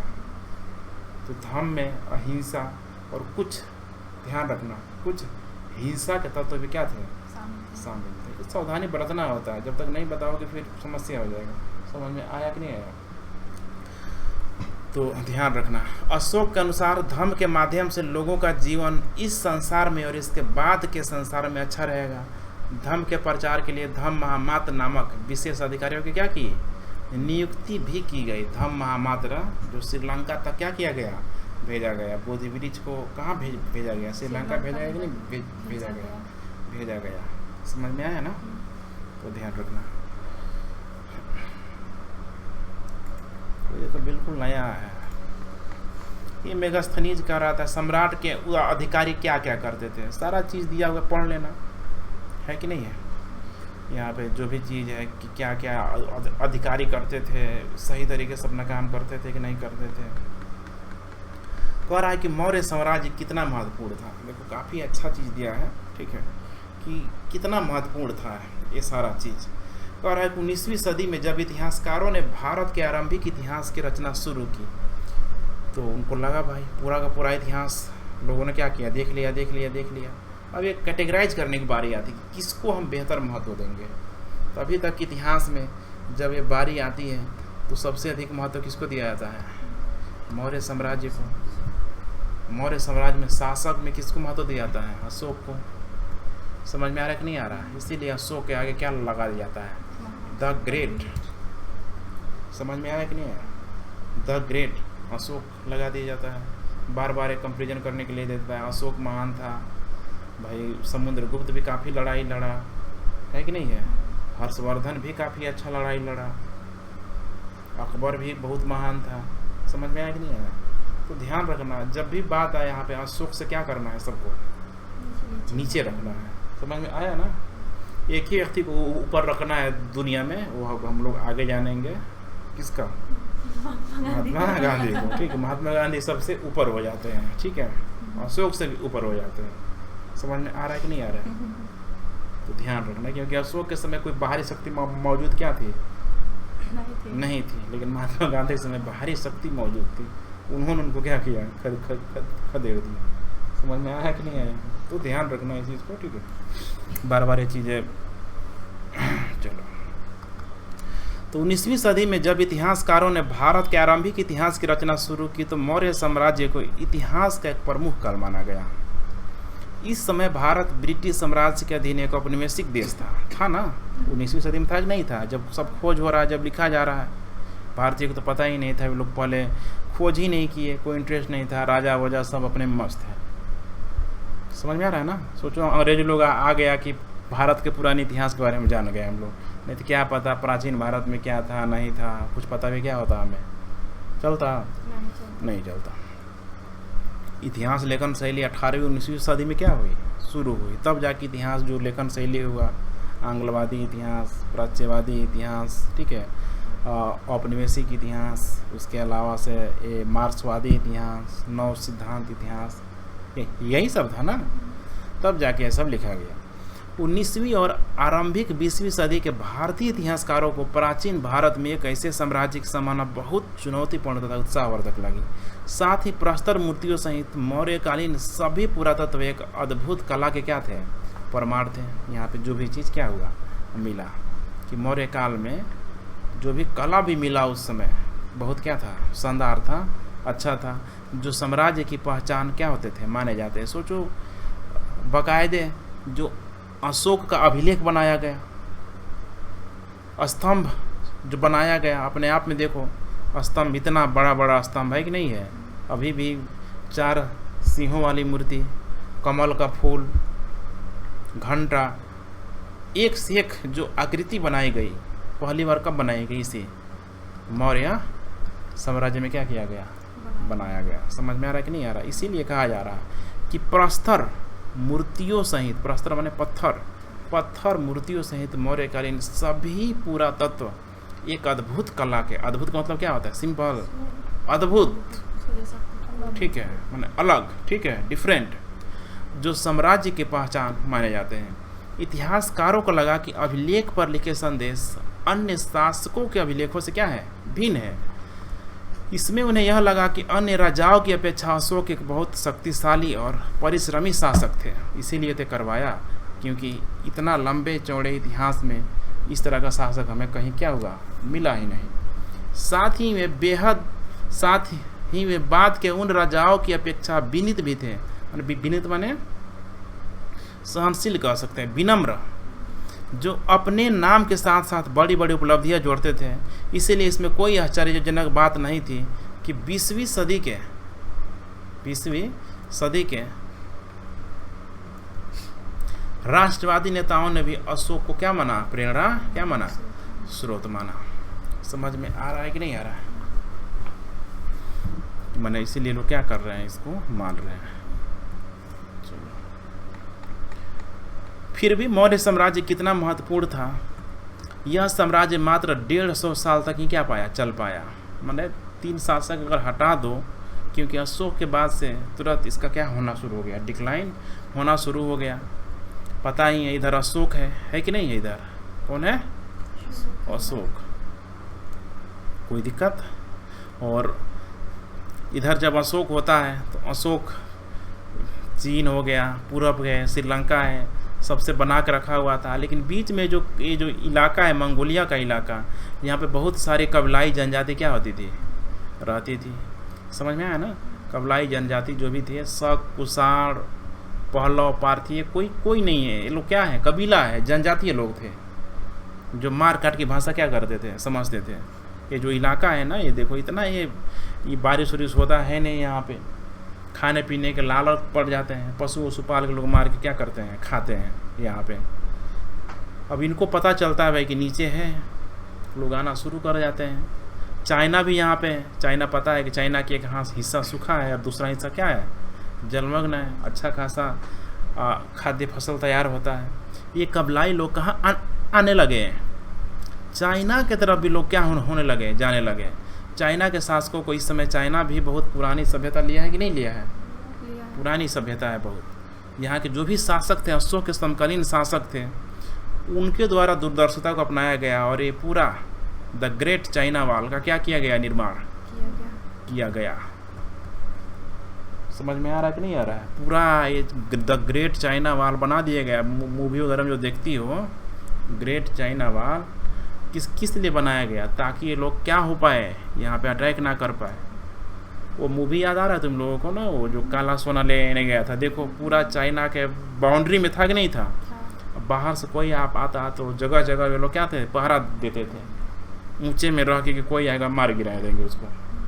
समझ में आ रहा है कि नहीं आ रहा है? तो सोचो सब ज्ञान था वो सब, मतलब क्या बोल सकते हैं, राक्षस टाइप का था सब। तो चीन की भी जो सभ्यता है काफ़ी मतलब गौरवान्वित करने वाला, बेकार नहीं है। समझ में आया कि नहीं आया? अशोक के समकालीन इधर क्या हो रहा है, the great China wall, China की दीवार बन रहा है। समझ में आ रहा है कि नहीं आ रहा है? और भारत का इलाका जो हिंदू किस की जो पहाड़ियाँ हैं, चूँकि पता है तुम लोगों को कि ऑलरेडी, ठीक है, सिकंदर कब का लांग चुका था, नहीं लांग चुका था, पता लग गया था। तो इसका मतलब कि इधर आने के लिए दक्षिण एशिया में एंट्री करने के लिए इनको क्या मिल गया, मौका मिल गया। तो अशोक जब तक था भाई कंट्रोल किया था, पूरा अफगानिस्तान तक था कि नहीं था, अफगानिस्तान बलूचिस्तान तक था। अशोक के उत्तराधिकारी आए, इसको कंट्रोल क्या कर पाते हैं, नहीं कर पाते हैं। तब तक इधर से क्या होने लगता है, अटैक होने लगता है। और उसके बाद से अशोक के उत्तराधिकारी की बात से एक और समस्या आती है, धर्म को लेके। ठीक है, धीरे धीरे यहाँ पे इसके उत्तराधिकारी आएंगे, बौद्ध धर्म को अपनाएंगे। अब सोचो, बौद्ध धर्म को अपनाते हुए एक राजा शासक है, अगर वो मजबूत नहीं है, सबको ठीक से अगर मैनेज नहीं कर पा रहा है, तो उसको चैलेंज देने वाला कौन है, ब्राह्मण लोग भी क्या है, मौजूद है। और यही होता है, मौर्य साम्राज्य का जो अंतिम जो उत्तराधिकारी होता है, ब्राह्मणों के द्वारा उसे क्या कर जाती है, हत्या कर दी जाती है। फिर एक ब्राह्मण दूसरे ब्राह्मण को आ जाएगा, पुष्यवती वंश, शुंग वंश, आएगा कि नहीं आएगा ऐसा, कोई नया चीज़ थोड़ा है, बिल्कुल देखो सीक्वेंस से जुड़ा हुआ है सब चीज़, बस लगता है कि तुम लोग ठीक से पढ़ो। समझ में आया। तो इधर शुंग वंश, सब कर्ण वंश आने लगा। ठीक है, अब ये मौर्य साम्राज्य उतना रहा कि बट गया। इधर ग्रेट वॉल, चाइना की दीवार बन रहा है। फिर से यहाँ पे विदेशी आक्रमण क्या लगा, होने लगा। यहाँ पे शक, कुषाण, पार्थिव, पहलव, चार लोग आएंगे। और सबसे अधिक व्यापक प्रभाव कौन छोड़ेगा, कुषाण लोग। कौन आएगा, कुषाण लोग आएगा। समझ में आया कि नहीं आया। और कुषाण लोग आएगा, बस भी जाएगा भारत में। अभी कितने सारे वंश पीढ़ी कुषाण वाले के ही होंगे, शक वाले के ही होंगे। भारत के साथ यही है कि भारत देखो इतना बड़ा है, भारत का दिल इतना बड़ा है कि शुरू से ही जो लोग भी भारत में आया है, ठीक है, लूटा है, मारा है, काटा है, जरूर है, इसमें कोई अनातिशोक्ति नहीं है, लेकिन वो इसी संस्कृति में इतना घुल गया, बस गया, रच गया। अब क्यों बस गया, क्यों रच गया, बताने की जरूरत है। कौन आएगा यहाँ पे, ठंडा प्रदेश, देखो यहाँ पे हर ऋतु का आनंद उठाओ, गर्मी, वर्षा, ठंडा, सब ऋतुएं मिल रही है, पानी की उपलब्धता है, फसल हो रहा है। समझ में आ रहा है कि नहीं आ रहा है। इसीलिए मुस्लिम भी क्या हो गए, बस गए। कितने लोग आए इधर से, तुर्की के तरफ से यहाँ पे मुगल कार वाले आए। समझ में आ रहा है कि नहीं आ रहा है। चाइना वाले, इधर से मंगोल वाले भी आए भारत में। इसके अलावा ठीक है, विदेशी लोग भी आए इधर, मतलब विदेशी तो सब हैं ही, इधर से सब कुषाण, पहलव सब आए। भारत इतना बड़ा है, सबको क्या, आओ भाई सब रहो। शुरू में आकर लूटते मारते हैं, लेकिन ठीक है, बाद में इसी संस्कृति में क्या होता है, घुल बस जाते हैं पूरी तरीके से, कोई दिक्कत। तो इसीलिए कहा जा रहा है कि फिर भी मौर्य साम्राज्य कितना महत्वपूर्ण था। यह साम्राज्य मात्र 150 साल तक नहीं चल पाया, जिससे उपमहाद्वीप के इस लंबे इतिहास में बहुत बड़ा काल नहीं माना जा सकता। इसके अतिरिक्त यदि आप मानचित्र 2 को देखें तो पता चलेगा कि मौर्य साम्राज्य उपमहाद्वीप के सभी क्षेत्रों में नहीं फैल पाया था। समझ में आ रहा है कि नहीं आ रहा है। मानचित्र 2 को देखेंगे तो उपमहाद्वीप के सभी क्षेत्रों में क्या फैला हुआ था, अभी दक्षिण भारत में बचा हुआ था, उत्तर पूर्वी भारत में क्या हुआ था, बचा हुआ था। यहाँ तक कि साम्राज्य की सीमा के अंतर्गत भी नियंत्रण एक समान नहीं था। दूसरी शताब्दी ईसा पूर्व तक आते आते उपमहाद्वीप में कई भागों में नए नए शासक और रजवाड़े क्या होने लगे, स्थापित होने लगे। समझ में आया कि नहीं आया। अब यही है, मौर्य साम्राज्य का डिक्लाइन हो जाएगा यहाँ पे, ठीक है। शुंग वंश आ जाएगा, शुंग वंश, समझ में आया। शुंग वंश को मार के कौन आ जाएगा, कर्ण वंश आ जाएगा। समझ में आया कि नहीं आया। कर्ण वंश आएगा और यहीं पे बीच में देखेंगे कि हम लोग सातवाहन शासक आएंगे। कौन आ जाएगा, सातवाहन शासक। सबसे प्रमुख शासक कौन था, गौतमी पुत्र सातकर्णी। समझ में आया कि नहीं आया। जो काफ़ी एक भारत के लिए, ये लोग भारत के विदेशी नहीं है, मैंने भारत के लोग ही हैं। इनका फिर आक्रमण किससे होगा, लड़ाई जो कंपटीशन होगा किससे होगा, कुषाणों से होगा, है कि नहीं है। और कुषाण इसमें क्या होते हैं, जीत जाते हैं। समझ में आ रहा है ना। कुषाण क्या होते हैं इसमें, जीत जाते हैं। चलो नेक्स्ट है यहाँ पे राजधर्म के नवीन सिद्धांत। राजधर्म का मतलब क्या होता है, राजा का जो धर्म है। समझ में आ रहा है कि नहीं आ रहा है। राजा का जो धर्म है, अभी जैसे कि मोदी का धर्म क्या है, संविधान को क्या करना, लागू करवाना। है कि नहीं है? संविधान, ध्यान रखना, भारत का जो जो संविधान है सभी धर्मों से क्या है? ऊपर है। संविधान के सामने कोई मतलब क्या बोलते हैं कि कोई गीता नहीं, कोई कुरान नहीं, कोई बाइबिल नहीं, सबसे क्या है? संविधान ऊपर है। हर धर्म ठीक है अहिंसा का पाठ बढ़ाता है, प्यार से रहने का सीख देता है, लेकिन वही है कि हर धर्म के लोग यही चाहते हैं कि भाई हमारी धर्म क्या रहे? सबसे ऊपर रहे। धर्म कभी नहीं कहता है कि भाई हमको ऊपर रखो, है कि नहीं है? कुरान ये नहीं बोलेगा मुस्लिम का, भले वो पैगंबर के द्वारा ही मतलब प्रॉफिट के द्वारा लिखा गया है, समझ में आ रहा ना, कि भाई कुरान लिखा गया तो हमको ऊपर कर दो, ऐसा कुछ भी नहीं है।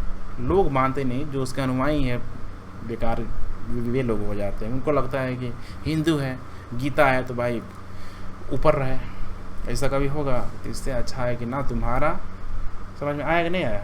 ना तुम्हारा ना मेरा, ठीक है, सबका एक रहेगा। सबसे ऊपर कौन रहेगा? संविधान रहेगा। और उस संविधान को जो रचयिता है माना जाता है किसको? भीमराव अंबेडकर को, जो कि ये क्या थे? दलित थे। अब सोचो,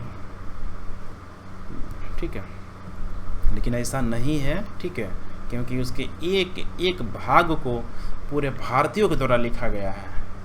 बस अंबेडकर साहब ने क्या किया? सबको जोड़ के एक कर दिया। बुझाया कि नहीं बुझाया? ये तो क्या लोग मान लेते हैं, एक दलित लिख रहा है, जो जो लिख दिया सब मान लेंगे? वैसे ऐसा हो ही नहीं सकता। दिखाएंगे जब संविधान का सीरियल जब समय आएगा तो दिखाएंगे, तब पता लगेगा कि भारत का संविधान दुनिया का सबसे खूबसूरत संविधान माना जाता है, सबसे लंबा संविधान माना जाता है। आखिर इतना अच्छा लंबा क्यों ऐसा हो गया? इतने लोगों का अधिकार, कर्तव्य, ठीक है, सब देता है, सब तरह की बातें मौजूद हैं, लिखा कैसे गया? तो राजधर्म का मतलब समझ में आया? ठीक है, राजा का जो कर्तव्य है, नवीन सिद्धांत, दक्षिण के राजा, और क्या आ गया यहाँ पे? सरदार। उपमहाद्वीप के दक्कन और उससे दक्षिण के क्षेत्र में स्थित तमिलकम माने तमिलनाडु एवं आंध्र प्रदेश और केरल का कुछ हिस्सा, चोल, चेर, पांड्या जैसे सरदारियों का क्या हुआ? उदय हुआ। अभी शासक नहीं बोला जा रहा है, सरदार बोला जा रहा है, क्योंकि ये वही समय है कि जब उत्तर भारत में, जब अशोक के समय ये सब चीज़ होने लगा, है कि नहीं है? तो इसी के समकालीन नीचे क्या शुरू हो गया? महापसाड़ काल। नीचे समझ में आया कि नहीं आया? देखो कितना पीछे हैं लोग। और इस महापसाड़ काल के ख़त्म होते ही दक्षिण भारत में एक नया युग शुरू हो गया, जिसको क्या बोला गया? संगम युग। क्या बोला गया? और इसी संगम युग के अंतर्गत जो 3 शासक आएंगे, चेर, चोल, क्या? पांड्या। समझ में आया कि नहीं आया? यही तो है चेर, चोल, पांड्या। तो उत्तर भारत में ये सब चीज़ चल रहा है, ठीक है। उत्तर भारत में मौर्योत्तर काल चल गया, नीचे भारत में क्या शुरू हो गया? संगम युग चल गया। इस तरह से ऑब्जेक्टिव में बना के दे सकता है। समझ में आया कि उत्तर भारत में अगर, उत्तर प्रायद्वीपीय भारत में अगर मौर्योत्तर काल चल रहा है, तो दक्षिण भारत में उस समय कौन सा काल चल रहा था? पसाड़ युग, संगम युग, है कि नहीं है? और भी ऑप्शन बना के दे देगा, और रखने वाला रखते रहो, दिमाग घूम जाएगा कि भाई ऊपर में चल रहा है ऐसे, तो नीचे में कैसे संगम में आ गया, क्या हो गया? समझ में आया कि नहीं आया? ये राजा बहुत ही समृद्ध और क्या थे? अस्थाई सिद्ध हुए। सरदार, और यहाँ पे सरदारी है। सरदार का मतलब समझ में आ रहा है ना? जो मेन होता है। सरदार का नाम, ठीक है, अगर डाकू का नाम ले लें फिर सरदार बोले तो फील आएगा अच्छा खासा। समझ में आया कि नहीं आया? एक टोली हो गया 15-20 लोगों का, उसमें एक ऐसा प्रमुख व्यक्ति जिसे सरदार, ठीक है, बोलते हैं। तो एक व्यक्ति का इमेज आना चाहिए जिसका नाम क्या है? गब्बर सिंह। समझ में आया कि नहीं आया?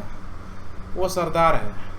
जहाँ तक उसका क्षेत्र है, उस एरिया में रहने वाला, वो क्षेत्र बड़ा होगा छोटा होगा?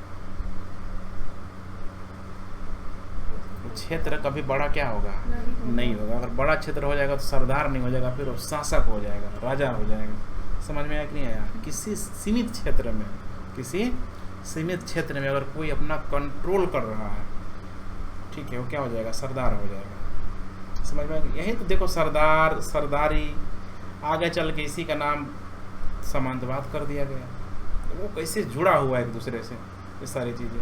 समझ में आ रहा है ना? मैंने चीज़ वही है, नामकरण उसका क्या हो जा रहा है, अलग हो जा रहा है। सरदार, ठीक है। फिर मैंने बनाया कि क्या बोलते हैं, सामंत आ गया, कॉन्सेप्ट आया ना। सामंत का कॉन्सेप्ट धीरे धीरे हटा, अभी उसको अलग अलग भागों में बांट दिया गया, विधायिका के क्षेत्र में बांट दिया गया, बांटा गया नहीं, बराबर बांटा गया, लोकसभा क्षेत्र, विधानसभा क्षेत्र। इतना बड़ा तो नहीं होता, एक सीमित क्या होता है, क्षेत्र ही होता है कि नहीं होता है। होता है। तो ये कोई नया चीज़ नहीं है, यहाँ से ध्यान रखना इस पर।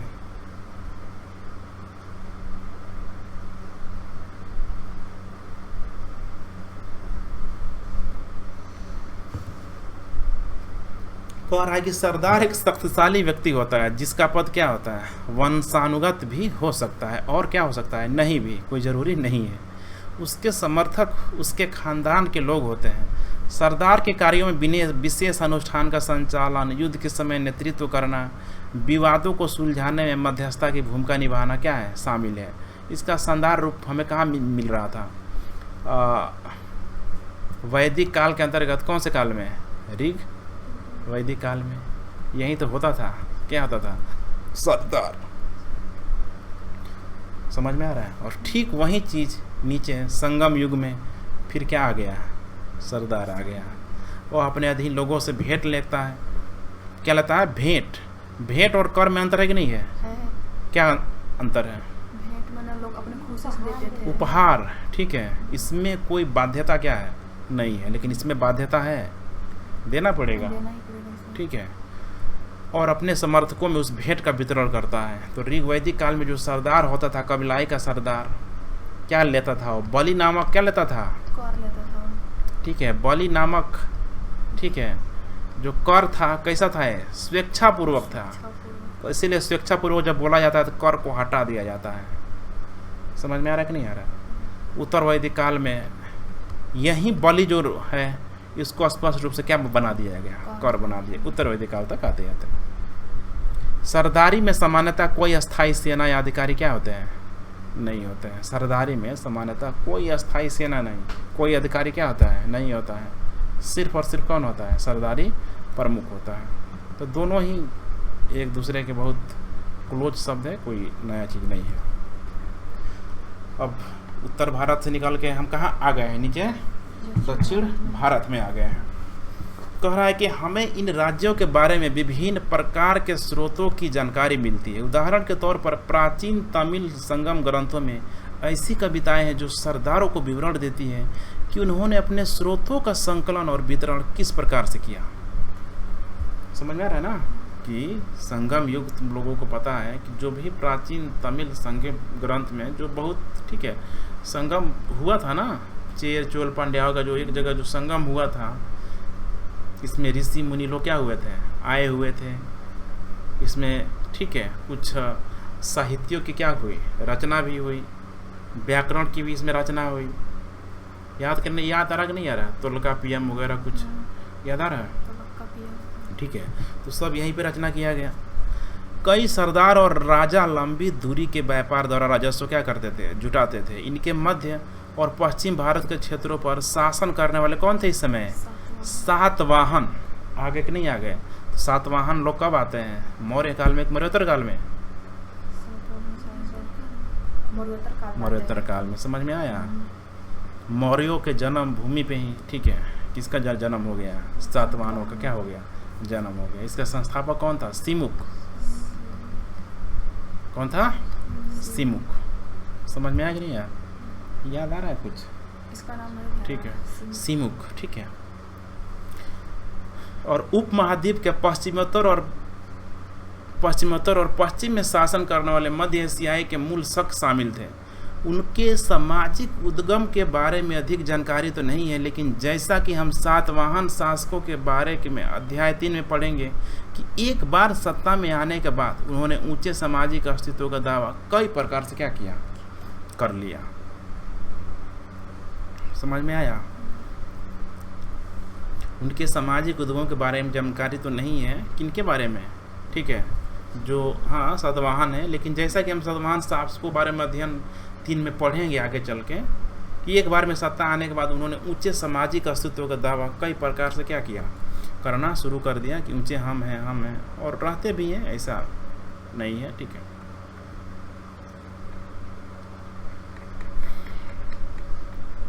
अब यहाँ पे शुरू हो रहा है कौन सा, दैविक राजा। कितना पेज बचा हुआ है, कितना पेज का है?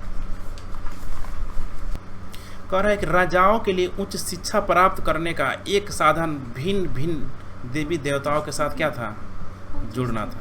हाँ, राजाओं की उच्च स्थिति प्राप्त करने के लिए यही था ना कि उस समय भाई राजा को लोग क्यों यहाँ पे सबसे अधिक माना गया, कारण यही था, ब्राह्मण धर्म था ना।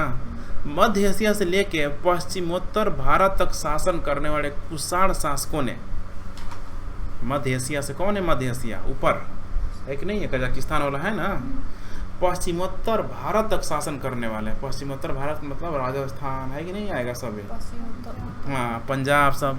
कुषाण शासकों ने लगभग प्रथम शताब्दी ईसा पूर्व से प्रथम शताब्दी ईस्वी तक इस उपाय का सबसे अच्छा उदाहरण क्या किया, प्रस्तुत किया। कुषाणों ने भारत को बहुत कुछ सिखाया, कला को लेके, समझ में आ रहा है, कला हो गया, कला में सबसे अधिक क्या पड़ा उनका प्रभाव पड़ा, लाइफ स्टाइल अंग्रेज टाइप का, कोट पैंट लोग पहनते थे। हमारे यहाँ के शासक वाले अजब तरीके की वेशभूषा होता था, वे लोग कोट टाई है कि नहीं है, घोड़सवारी करना, माने एकदम जेंटलमैन हम लोग कह सकते हैं। कुषाण इतिहास की रचना अभिलेखों और साहित्य परंपरा के माध्यम से की गई है। जिस प्रकार के राजधर्म को कुषाण शासकों ने प्रस्तुत करने की इच्छा की, उसका सर्वोत्तम प्रमाण उनके सिक्कों और मूर्तियों से क्या होता है, प्राप्त होता है। भाई उनके सिक्के में खुद उनके चिन्ह क्या होते थे, अंकित होते थे, कोट, ठीक है, टोपी, पैंट, सिक्कों की भूमिका में दिखाए थे कि नहीं दिखाए थे। कुषाण शासकों का जो सिक्का था, देखना जाके बिल्कुल एकदम उनका स्टैंडर्ड, ठीक है, लगेगा पहने हुए, घुड़सवारी करते हुए, मूर्तियाँ भी वैसे ही बनता था। तो एक नया चीज़ समावेश हुआ कि नहीं हुआ। उत्तर प्रदेश में मथुरा के पास कुछ जगह का नाम दिया है। माट के एक देव स्थान पर कुषाण शासकों की विशाल काय मूर्तियाँ क्या गई थी, लगाई गई थी। अफगानिस्तान के एक देव स्थान पर भी इसी प्रकार की मूर्तियां मिली है। कुछ इतिहासकारों का मानना है कि इन मूर्तियों के जरिए कुषाण स्वयं को देव तुल्य प्रस्तुत करना चाहते थे कि भाई साक्षात हम ही क्या हैं, देव हैं, ठीक है, देवता है। कई कुषाण शासकों ने अपने नाम के आगे देवपुत्र की उपाधि भी क्या की थी, लगाई थी। अब एक अलग ही कॉन्सेप्ट आ रहा है यहाँ पे।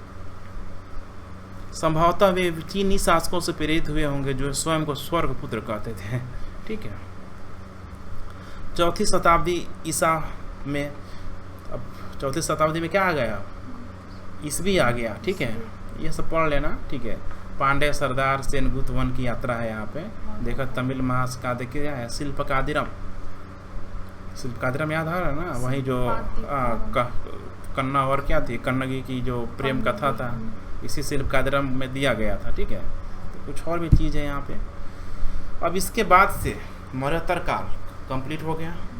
अब एक उसके बाद से क्या शुरू होता है, गुप्त। देखो कितना छोटा सा दिया, अब पूरा का पूरा जोड़ कहाँ लगा दिया, मौर्य काल में लगाया ना, मगध मौर्य में लगा दिया। मौर्योत्तर काल को शॉर्ट में बता दिया। दो शासकों का, दो वंश का यहाँ पे जिक्र किया, सातवाहन, ठीक है, और दूसरा कुषाण, शक, पहलव, पारती सब छोड़ दिया। हम लोग आगे जानेंगे, आगे क्या जानेंगे, अब 10+2 में अब ख़त्म ही है, अब एक बार कंपटीशन में आएगा सब। चौथी शताब्दी ईस्वी में गुप्त साम्राज्य सहित कई बड़े साम्राज्यों के साक्ष्य मिलते हैं। इनमें से कई साम्राज्य सामंतों पर निर्भर थे, अपना निर्वाह स्थानीय संसाधनों द्वारा करते थे, जिसमें भूमि पर नियंत्रण भी क्या था, शामिल था। गुप्त, अब ये है जो गुप्त कोई क्या अलग लोग हैं, नहीं है, कुषाणों के ही क्या है लोग, सामंत। कुषाण जैसे ही कमज़ोर होते हैं, इस समय तक सामंतीकरण की प्रक्रिया भारत में क्या हो चुकी थी, आ चुकी थी। विदेशी लोग आएंगे, कुषाण लोग आएंगे, क्योंकि कुषाणों का संबंध तुम लोगों को ध्यान होगा किससे था, रोमन साम्राज्य से था कि नहीं था। और रोमन साम्राज्य में पता है कि हमें उस समय क्या चल रहा था, यहाँ पे सामंतीकरण की प्रक्रिया थी कि नहीं थी, यहाँ पे नींव पड़ चुकी थी, ध्यान रखना। सामंत लोग यहाँ पे आ चुके थे, तो सामंतीकरण की प्रक्रिया थी यहाँ पे, इनका नौकरशाही का गजब शौक था कि भाई सब रोक रहे, हमारा राजसी ठाट बाट पूरा रहे। समझ में आ रहा है ना? तो यहाँ पे भी वो चीज़ था, मौजूद था। तो जैसे ही यहाँ पे कुषाण कमज़ोर हुए, इन्हीं के सामंत जो लोग थे, उस व्यक्ति का नाम नहीं याद आ रहा है। हर्षवर्धन के पिता का नाम क्या था? श्रीगुप्त। याद आ रहा है कि नहीं आ रहा है कुछ? श्रीगुप्त के द्वारा कुषाणों को, ठीक है, हटा दिया गया। खुद वो क्या हो गया, मजबूत हो गया। उसने किस साम्राज्य की स्थापना की? गुप्त साम्राज्य की क्या कर दी? स्थापना कर दी। तो 4वीं शताब्दी ईस्वी में गुप्त साम्राज्य सहित कई बड़े साम्राज्यों के साक्ष्य क्या होते हैं, मिलते हैं कि नहीं मिलते हैं? अब यहीं पे श्रीगुप्त आएगा, उसके बाद से क्या नाम था, चंद्रगुप्त, सॉरी श्रीगुप्त के बाद कौन सा आएगा? समुद्रगुप्त, चंद्रगुप्त द्वितीय आएगा कि नहीं आएगा? सब एक से एक इस गुप्त काल में क्या आएंगे, शासक आएंगे यहाँ पे। तो दिक्कत, इनमें से कई साम्राज्य सामंतों पर क्या थे, निर्भर थे। आ गया, अपना निर्वाह स्थानीय संसाधनों द्वारा करते थे। भूमि पर नियंत्रण भी शामिल था। वे शासकों को आदर करते थे और अपनी दैनिक सहायता भी करते थे। जो सामंत शक्तिशाली होते थे वे ही राजा क्या होते थे, बन जाते थे, और हुआ भी यही। और जो राजा दुर्बल होते थे वे बड़े शासकों के क्या हो जाते थे, अधीन हो जाते थे। तो उस सामंतीकरण की प्रक्रिया में गुप्तों ने क्या कर ली, बाजी मार ली। गुप्त शासकों का इतिहास पता है अब, पूरा का पूरा कला, साहित्य, ठीक है, संगीत, विज्ञान, गुप्त काल को ऐसे ही क्या कहा जाता है, सोने का काल, स्वर्ण काल बोला जाता है। किस लिए, क्या सोना था इसीलिए? इंटरव्यू में पूछ दिया था कि गुप्त, सुना है कि गुप्त काल में सोना बहुत था, इसीलिए इसे स्वर्ण युग बोला गया। तो तुम क्या कहोगे? हाँ बिल्कुल, आप गलत बोल रहे हैं, तुम्हारा कोई भरोसा नहीं है, ठीक है। तो ध्यान रखना है यहाँ पे, स्वर्ण काल का मतलब कहते ये नहीं है, ठीक है, कि वहाँ पे सोना था। सोना का सिक्के में उत्कीर्णता देखो, ये सब क्या है, गोल्ड है। गोल्ड के सिक्कों में उत्कीर्णता, इस कला की वजह से स्वर्ण काल बोला जा रहा है। और सिर्फ क्या, कला की वजह से नहीं, साहित्य, बहुत सारे यहाँ पे जो नवरत्न, कालिदास वगैरह का नाम यहीं पे आएगा ना, चंद्रगुप्त द्वितीय नवरत्न पे पूरा, ठीक है, चरक से लेके एक से एक नाम है। नवरत्न का नाम हमेशा समझो कि स्पष्ट होना चाहिए।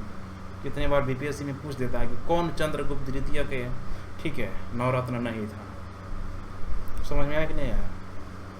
पूछेगा कभी नहीं था मैं तो सब कुछ जान लेगा। नौ नाम इतना फेमस नाम है कि थोड़ा सा भी आइडिया लग जाएगा। इसको कितने बार पूछा गया है, समझ में आ रहा है ना? तो जो नौ रत्न है उनका नाम ध्यान होना चाहिए। चिकित्सा के क्षेत्र में, ठीक है, नागार्जुन भी था कि नहीं था? था, नागार्जुन भी था जिसने पारे की खोज की। गुप्त शासकों का इतिहास साहित्य, सिक्कों और अभिलेखों की सहायता से लिखा गया। साथ ही कवियों द्वारा अपने राजा या स्वामी की प्रशंसा में लिखी प्रस्तुतियां भी उपयोग हो रही है। यद्यपि इतिहासकार इन रचनाओं के आधार पर ऐतिहासिक तथ्य निकालने का प्रायः क्या करते हैं, प्रयास करते हैं यहाँ पे, ठीक है। लेकिन उनके रचयिता तथ्यात्मक विवरण की अपेक्षा उन्हें काव्यात्मक क्या मानते हैं, ग्रंथ मानते हैं।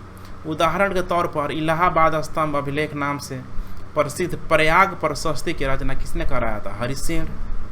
यही जो था समुद्रगुप्त का कौन था, दरबारी कवि था।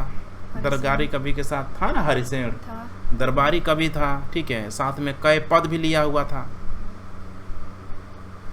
और प्रयाग प्रशस्ति का मतलब क्या होता है, गुणगान करना। किसके गुणगान करना, शासक की, ठीक है। तो यहाँ पे देखो कैसे लिखा है, हरिसेन। धरती पर उनका कोई प्रतिद्वंदी नहीं था। कौन लिख रहा है, हरिसेन। अनेक गुणों और शुभकामनाओं से संपन्न उन्होंने अपने पैर के तलवे से अन्य राजाओं के यश को क्या कर दिया, मिटा दिया। ये वही समुद्रगुप्त है जिसको खिलौनों में नहीं जबकि मार काट में क्या कर आता था, आनंद आता था। वे परमात्मा पुरुष है, ठीक है, वे परमात्मा पुरुष है। साधु भले, ठीक है, माने साधु माने भले की समृद्धि और असाधु बुरे के विनाश क्या है, कारण है। वे अज्ञेय हैं, माने कोई इसको हरा नहीं सकता है। उनके कोमल हृदय को भक्ति और विनय से ही वश में किया जा सकता है। देखो भक्ति लिखा है, समझ में आ रहा है। विनय तो ठीक है, सहनशील बन गए, लेकिन भक्ति क्या होता है? वे करुणा से भरे हुए हैं, वे अनेक सहस्त्र गायों के क्या है दाता। अब गाय जैसे आए तुरंत ब्राह्मण धर्म को क्या करना है, क्या करना है? पकड़ लेना है कि भाई यहाँ से अब कौन आ गया है?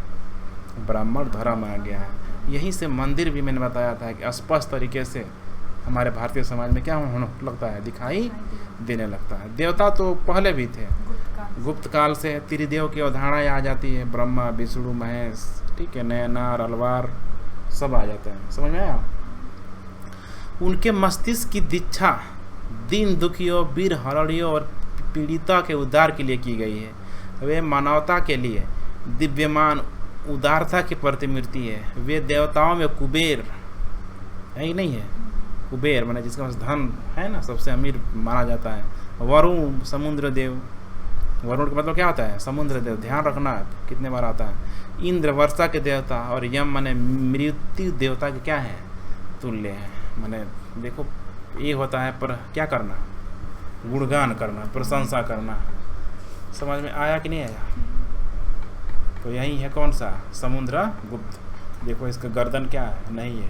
अब पूछ रहा है कि इस मूर्ति में इसकी क्या विशेषता है जिनसे यह प्रतीत होता है कि यह एक राजा की क्या है? मूर्ति है। ठीक है कि नहीं है? अब गर्दन होता तो मुकुट उकुट होता तो जान लेते, लेकिन फिर भी बाकी इसके पहनावा से ठीक है, तलवार है कि नहीं है, जूते सब, कोई दिक्कत? तो गुप्त काल तक हमने क्या कर लिया? पूरा का पूरा देख लिया, ठीक है। अब कल बाकी का जो बचा हुआ टॉपिक हम लोग पूरा करेंगे। तो जितना मेहनत से मैं पढ़ा रहा हूँ, उम्मीद है कि तुम लोग भी ठीक है मुझसे ज़्यादा मेहनत करके आओगे।